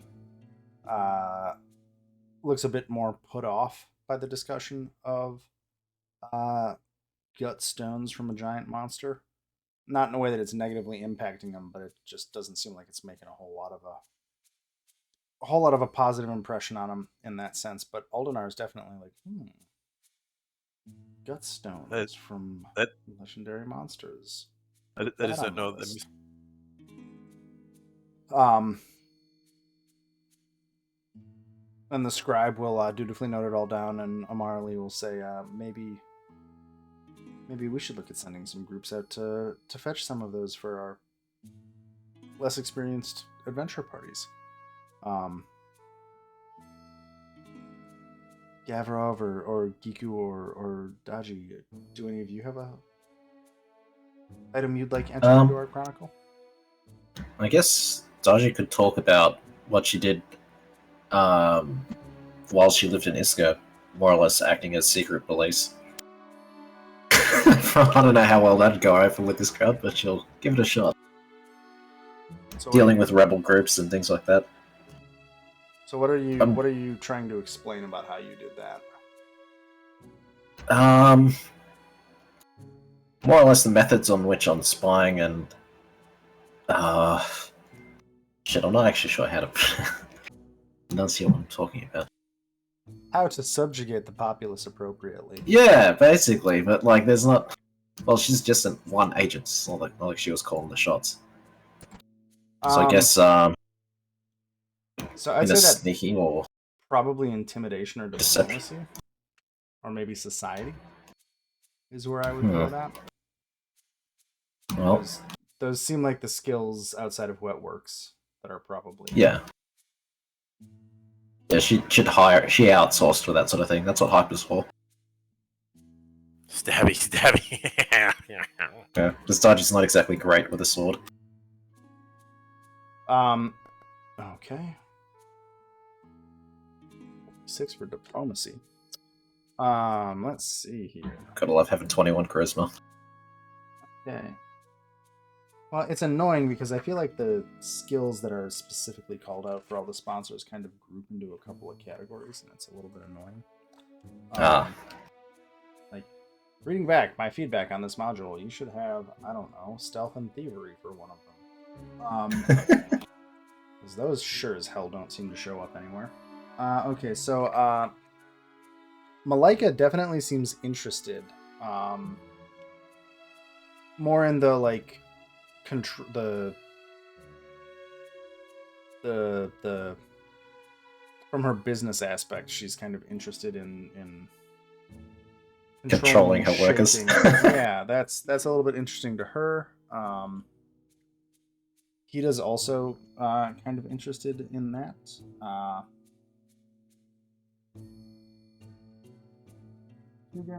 Jesus Christ. Got a 46? My God. I rolled an 18. Yep. Aldenar also is kind of interested in the application of using that to maybe learn new information. Lady Shy doesn't matter. You've already maxed her out. Why is diplomacy a skill for every single one of them? That's really annoying. What? No, like literally, diplomacy is one of the influence skills for every single one of them. So I guess there you go. I mean, to be fair, I guess diplomacy is probably not one that most characters would be spec into. Like, usually the face of the party would have it, but that's about it, I would assume. I'm just saying it's kind of annoying that like every single person has diplomacy as one of their influence skills. So yeah, you just got influence points with everybody one way or another on that. Sweet. Somehow talking about the secret police has impressed everybody. I just feel wrong about that, but whatever. Somehow you. I mean, it's an Orwell novel. Deep down, the Asians in this area like control. Wow. I'm gonna let Fuck you you, sort man. that one out. So yeah, you've garnered a point with everybody, except for Shy because you've maxed her. So I'm not adding extra tokens. Okay.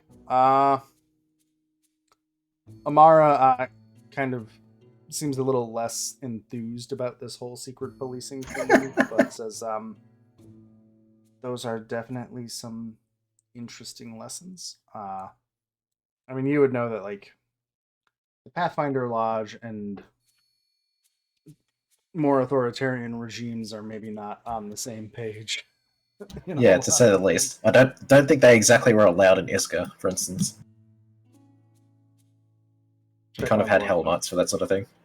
Yeah, like kind of a little bit of tension there, but she's definitely happy that you have shared the story, even if it's not necessarily a story she likes. Yeah, and heavily biased against some people, probably. Yeah. Do you specifically call out trying to quash the Pathfinder Lodge as part of your story?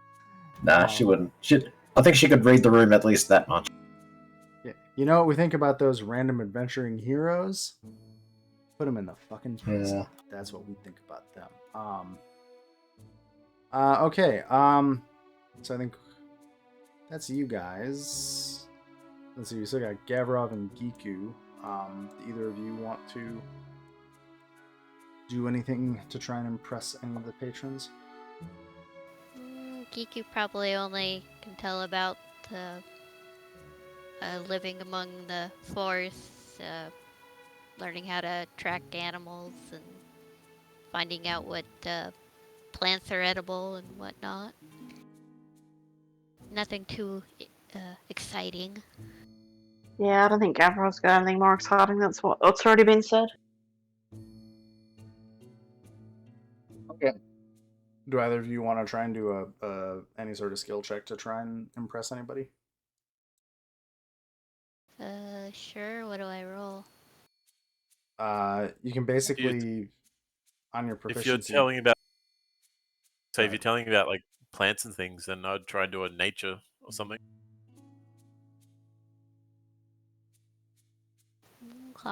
Someone here would probably love nature.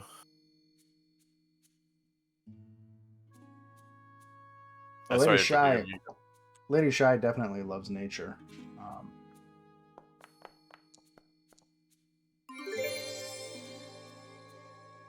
What's that?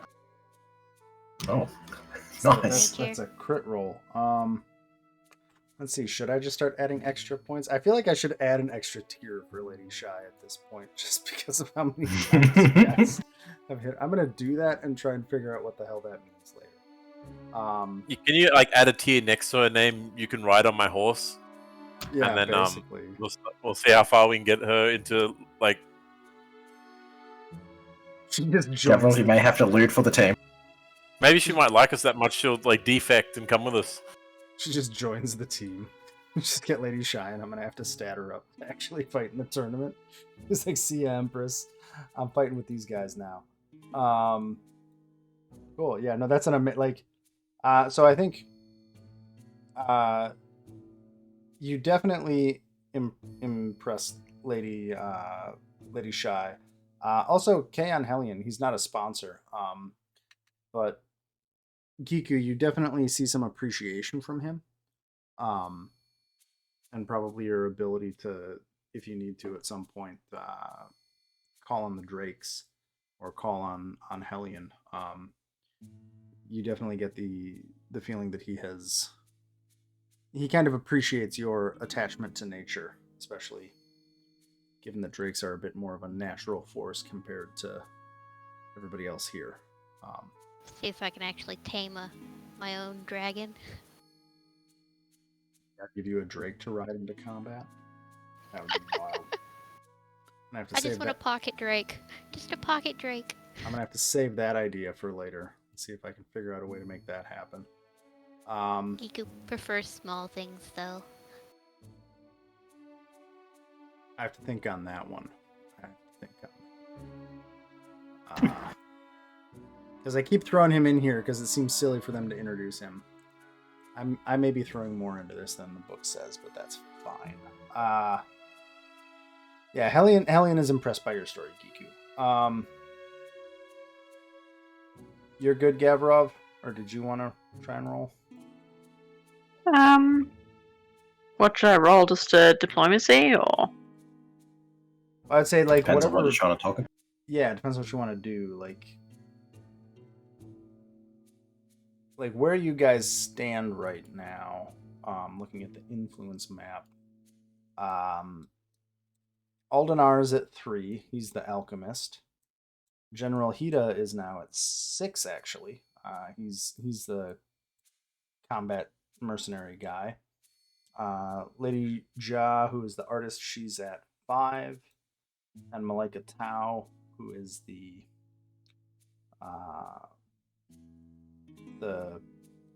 she's technically a trade baron, but really cares about her magical academy. She's at 5 as well.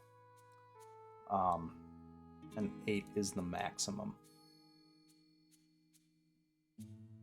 So, like, if you want to try and impress one of them, you would probably want to pick some skill that relates to, like, the general's all about warfare and combat. Aldenar is all about business, alchemy, magic. Malika's definitely 100% in the magic realm, and Lady Jia is the artist. So if you wanted to try and pick a skill that matches somebody you want to influence based on that, that would be the way to try and get a positive outcome.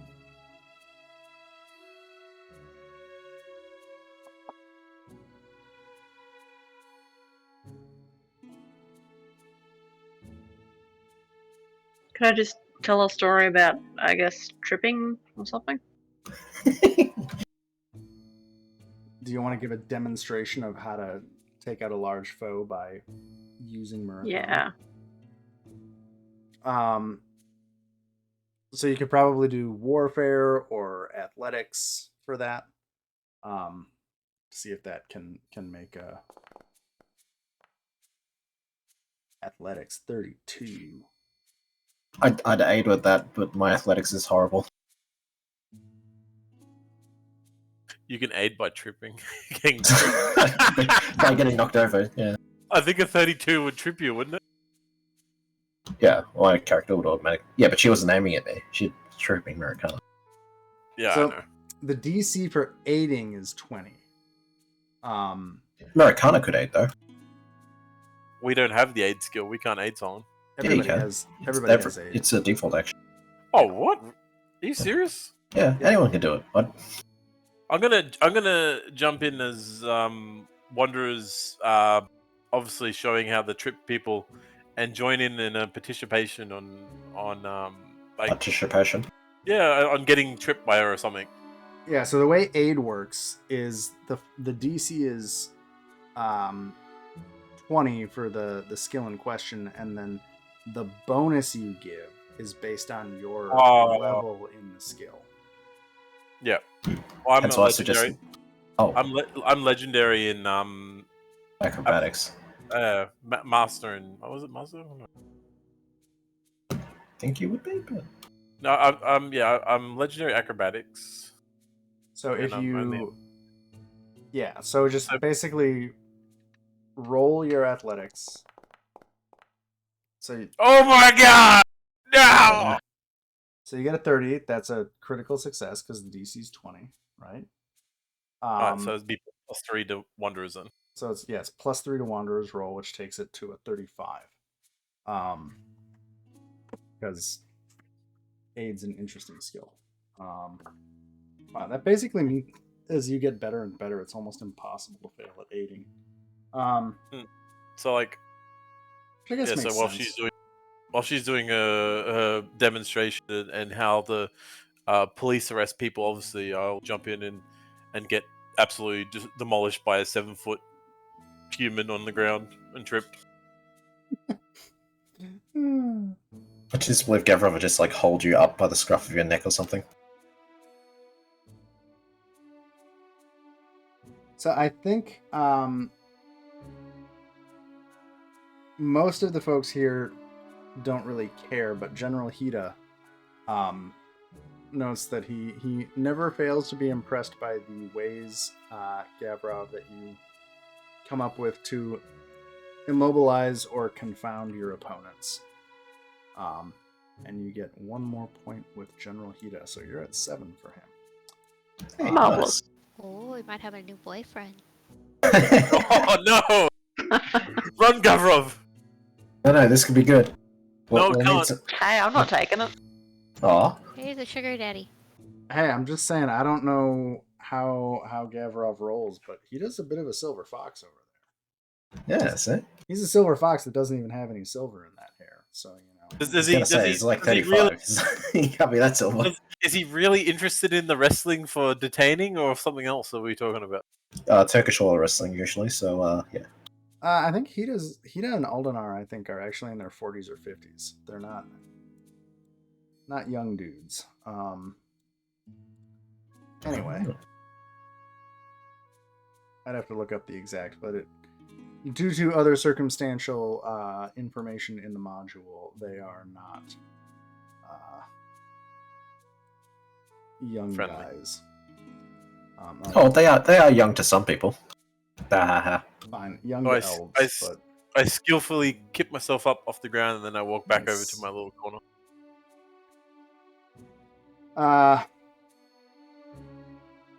So that's fun. I think. So that completes kind of all of you guys. Let me go to that scene because I keep switching maps because I'm crazy.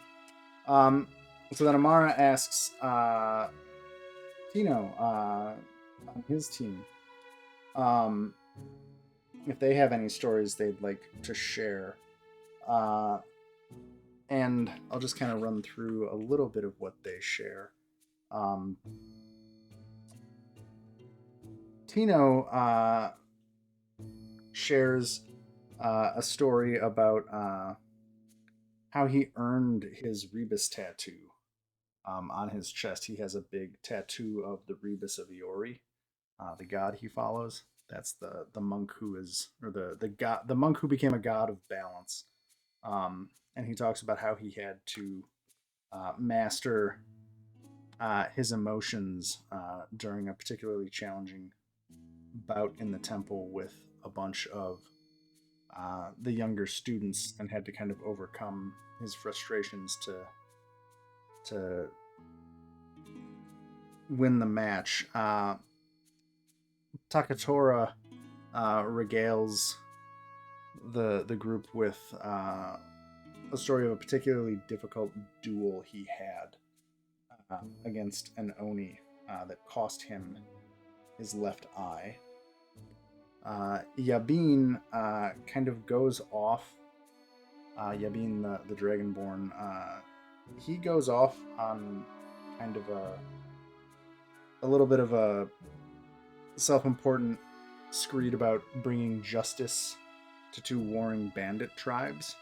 By the end of it, you're not sure if Yabin actually did anything or if he's just espousing his philosophy. And the cat person just kind of silently watches, and she demurs from sharing a story, saying that she doesn't think she has yet done anything worthy of the Pathfinder's chronicles. And then... Well, she is a cat. She doesn't say that out loud. Well, you know. She seems more like reserved and kind of just put off by even being the center of attention. You get the impression that she's just more like doesn't want to talk at all. Whereas the others in the group seem more than happy to kind of enthusiastically share their stories. And oh boy, cat. Yeah, I mean, I gave my cats to Astriel, so there you go. It's better for the cats. So you guys all wrap up. Amara thanks everybody for sharing and adding their stories to the chronicles, and wishes everybody good luck in the tournament to come. Oh God, we're gonna have the cat and dog argument, aren't we? Oh, we better not too. I'm glad other people like cats and find good homes for them. But Amara wishes everybody good luck in the tournament, and lets you know if you have any questions about Haujin's vaults or Haujin's vault. Please let me know if you have anything in specific that you think might be in there that I could help you learn more about. Assuming both of you will undoubtedly advance in the tournament.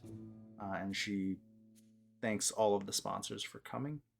And lets you all know you're free to continue eating and drinking. Asks that no more alchemy be conducted within the premises of the lodge, for the safety of all guests present. And then kind of gestures to the other members of the lodge to reset the furniture and get the place kind of back in its normal configuration. You guys are free to talk to anyone you want or do anything you want or head out or do whatever. Well, as we don't have a giant dim sim making machine, I guess the cat person's out, but...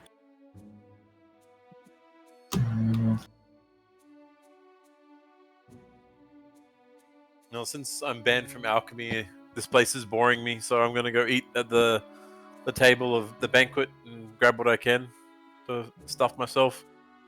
And then I'm just gonna go outside to the bush over here. I'm gonna ping it, and I'm just gonna go for a whiz. Lovely. Just give you like a permanent -4 situational modifier to charisma.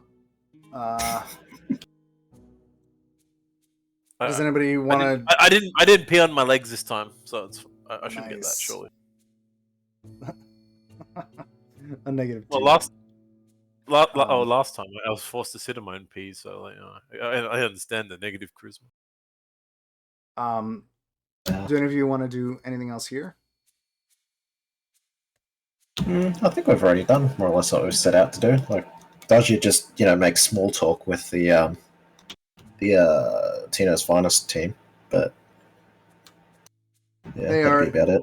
as ever, super excited. They're very excited. They're just happy. Like, Tino's team is just happy to be here, man.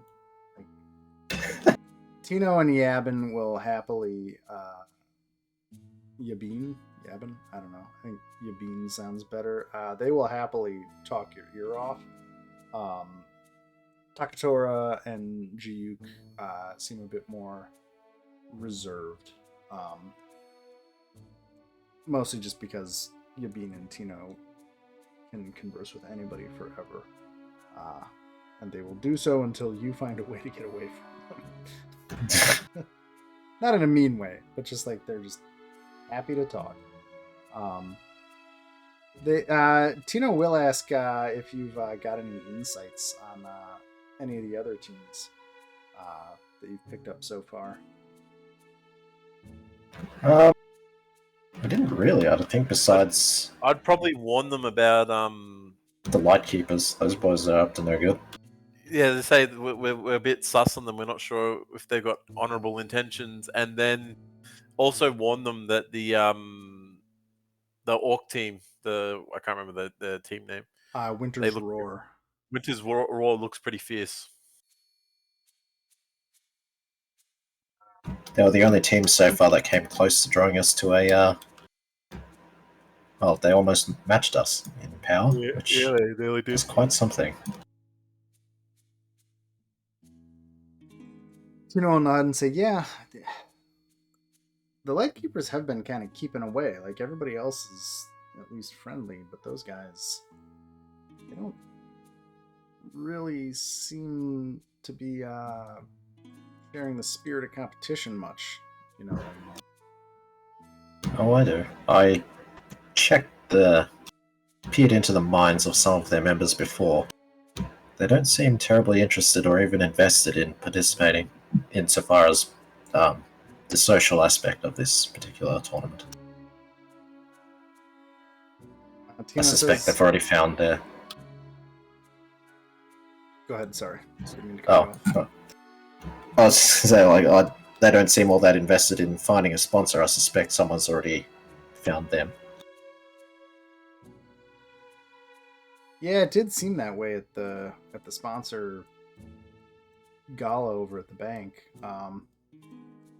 Just I'd hate to be untoward, but if we end up in any scenario where there's a whole bunch of us all fighting at once, maybe we should think about who we should align with if there's any free for all moments in there. Is that something you guys would be interested in thinking about?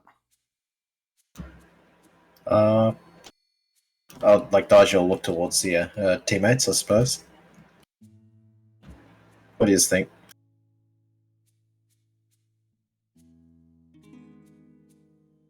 What was that? Whether Tino's toughest team was interested in knowing if we're up for allying up in a particular free-for-all situation. If there was one to happen.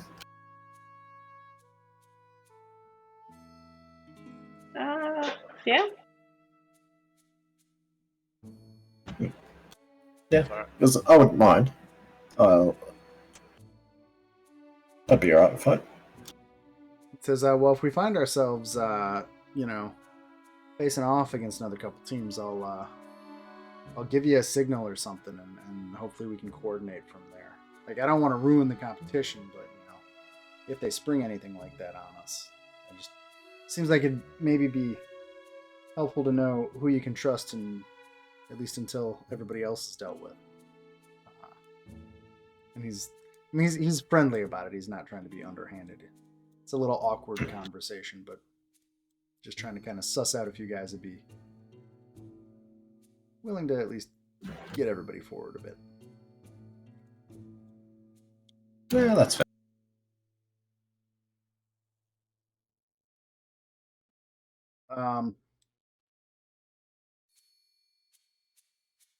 So then eventually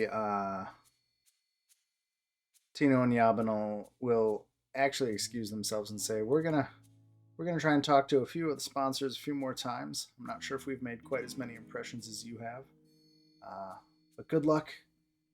Looking forward to hopefully facing you again. That first sparring match we had didn't end so well, but maybe we can have a better fight next time. And he'll head over to talk to some of the sponsors and do some glad handing. It's here for you guys.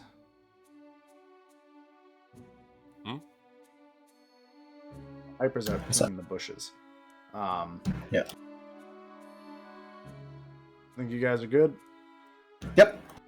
I was nearly left alone for too long. I was gonna start playing the black powder outside. Yeah, before that can happen, I'm assuming you guys... Daiji already threw them off the cliff, so it's too bad. No. She telekinetically threw them as far away as she could, which, given that thing can like move 90 fucking... Also, for it's a lot. For silly reasons, because anything you craft in the game requires reagents. I didn't realize how expensive it was, and I crafted the wrong one. It cost me 1,000 gold to make those. You fucking idiot. I mean, you're not taking it out of my gold, so I don't care, but... It came out of my gold. I hope it was worth it. It was. Was it? Oh yeah, why didn't you take your barrels back with you? I can't carry them. Their mass is 50. I can only carry a mass of 10. That sounds like a problem, Daiji says as she's like fucking picking one up with telekinesis again. And then just leaves it on the ground. Carry. You can. Yeah, you carry 14. What? Her max bulk is 14. Oh, I was like, she can carry 14 barrels. Like, nah, Gifu's strong, but not that strong. They're massive 50. Could you at least roll them? Yeah, like you wouldn't have to carry them as such. You could probably push them, yeah. I don't see why you couldn't. But like, we'd waste the whole day pushing one barrel probably all the way back to base. Because where are we anyway? Like compared to our house? Yeah, I'm trying to look that up right now. Actually, where the Pathfinder. If it's a long way, then I'm just gonna blow them up. I was gonna say, can we just set them on fire? See, watch them burn. Watch Hyper cry. No. Because we literally burn his money. Well, he did that, but yeah. I told you, like, my character background is I am poor from my alchemy experimentations. I don't realize what I'm doing, and I make things sillily. Well, you would know what you're doing. You just don't know when the best time to do them is. I know what I'm doing. Like, I just don't. So your character's smart. It's just not very wise, I would say. Yeah, I don't think it would be good to make improvised explosives while you're at a dinner party. Yeah, probably not the greatest. You take that back. It's the best time. The request has been considered and summarily rejected. The best time to make anything is when you don't want to talk to people because people leave you alone. Aww. I think that the Pathfinder Lodge would be probably just outside the walls between the Floating Lotus and the Scale. Oh, Jesus, so that's a long way from our base. We could roll. There's 4 of them. We could roll one of them down to the market and see if someone wants to buy enough explosives to blow up a building. That is a point. Roll them to the waterway and float them. But sink a ship. I like that idea. Fire. Not sink a Fire. ship. I'm just Fire. thinking they'd probably move a bit easier if they float. We're so far from the water. Like the market's 12. We're at Floating Lotus. So we're around here somewhere in here in one of the buildings. This is the market. I'd say the lodge is somewhere in this sparse area up here. Like it's got some grounds around it. So yeah. Does anyone want to help me roll 4 barrels down to the market and try and sell them? All right, I'll impress you. Yeah, I guess I'll help roll them. You're buying me dinner. There we go. How much of a help was that? You critically fail to aid. You make it worse. He makes it worse? You fucking serious, Daiji? It's rolling backwards. You asked.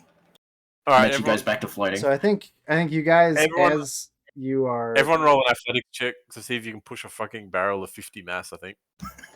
if we fail, we leave it behind. We've got 5 of us. Daiji's already made it harder. I would just assume that Murakana and Gavrov can probably handle a barrel. Yeah. What do you want the DC to be? Because I think a 5, I'm gonna fail pushing a barrel. I feel like Murakana, well, as Grim said, Gavrov and Murakana are like really, really strong. I think they both have at least 20 strength. So 50 mass, you reckon they could roll easy? All right. So we got 2 barrels. What is a 27 on a DC gonna get me? Does it say what the bulk of the barrels are? 50. Yeah, it was 50. Oh, 50, 50 bulk. Oh, Jesus. Yeah. I'm know. gonna They're say enormous. 27 doesn't do it. Alright. That's massive. You roll a left leg check. We got to get some of these barrels down there. You're automatically considered a pass because of how strong you are, Wanderer. Oh, okay. I'm just giving it to Gavrov and Murakana because it seems silly that they couldn't. It seems like this is just like, Tuesday morning training for you guys more than anything else. Yeah. Meanwhile, the little goblin and the squishy elf can't really. What about 32? Does that get another barrel? What just happened? Something just made a noise at me, and I don't know what it was. Too many screens open. What just happened? Okay, I don't know. Something just made a noise at me, and I don't know why. I don't know if anybody else heard that. I'll give you one more for the 32. I think Giku and Hypa together, you can probably handle one more, and Daji, you've just utterly failed. So you guys have these 3 barrels you're rolling down the street. Can we move, Daji? Can you move that other barrel that we can't get somewhere safe? And should we just blow it up so no one gets it? She already tried to move it. No, I mean like with your powers, just move it away from some buildings. I can only use that once a day. What about Telekinetic Warhorse? War. Oh, right, Gavron's horse. We forgot about This would be something perfect for the horse. Yeah, but I don't know if we brought him. That's the problem. You can assume Warhorse is always there. I don't.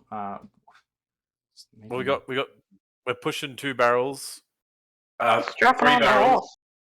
We're pushing 3 barrels, and then we'll tie rope the last one onto Warhorse. And then I'll get all 4 barrels safely out of danger. Okay, so you've got your 4 barrels, and you're heading south to the market.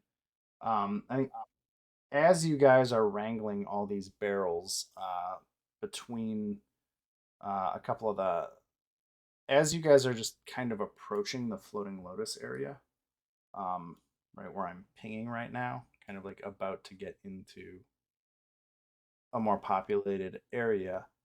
4 individuals, because it is starting to get closer to evening, so the light is kind of getting towards twilight as you head towards the market.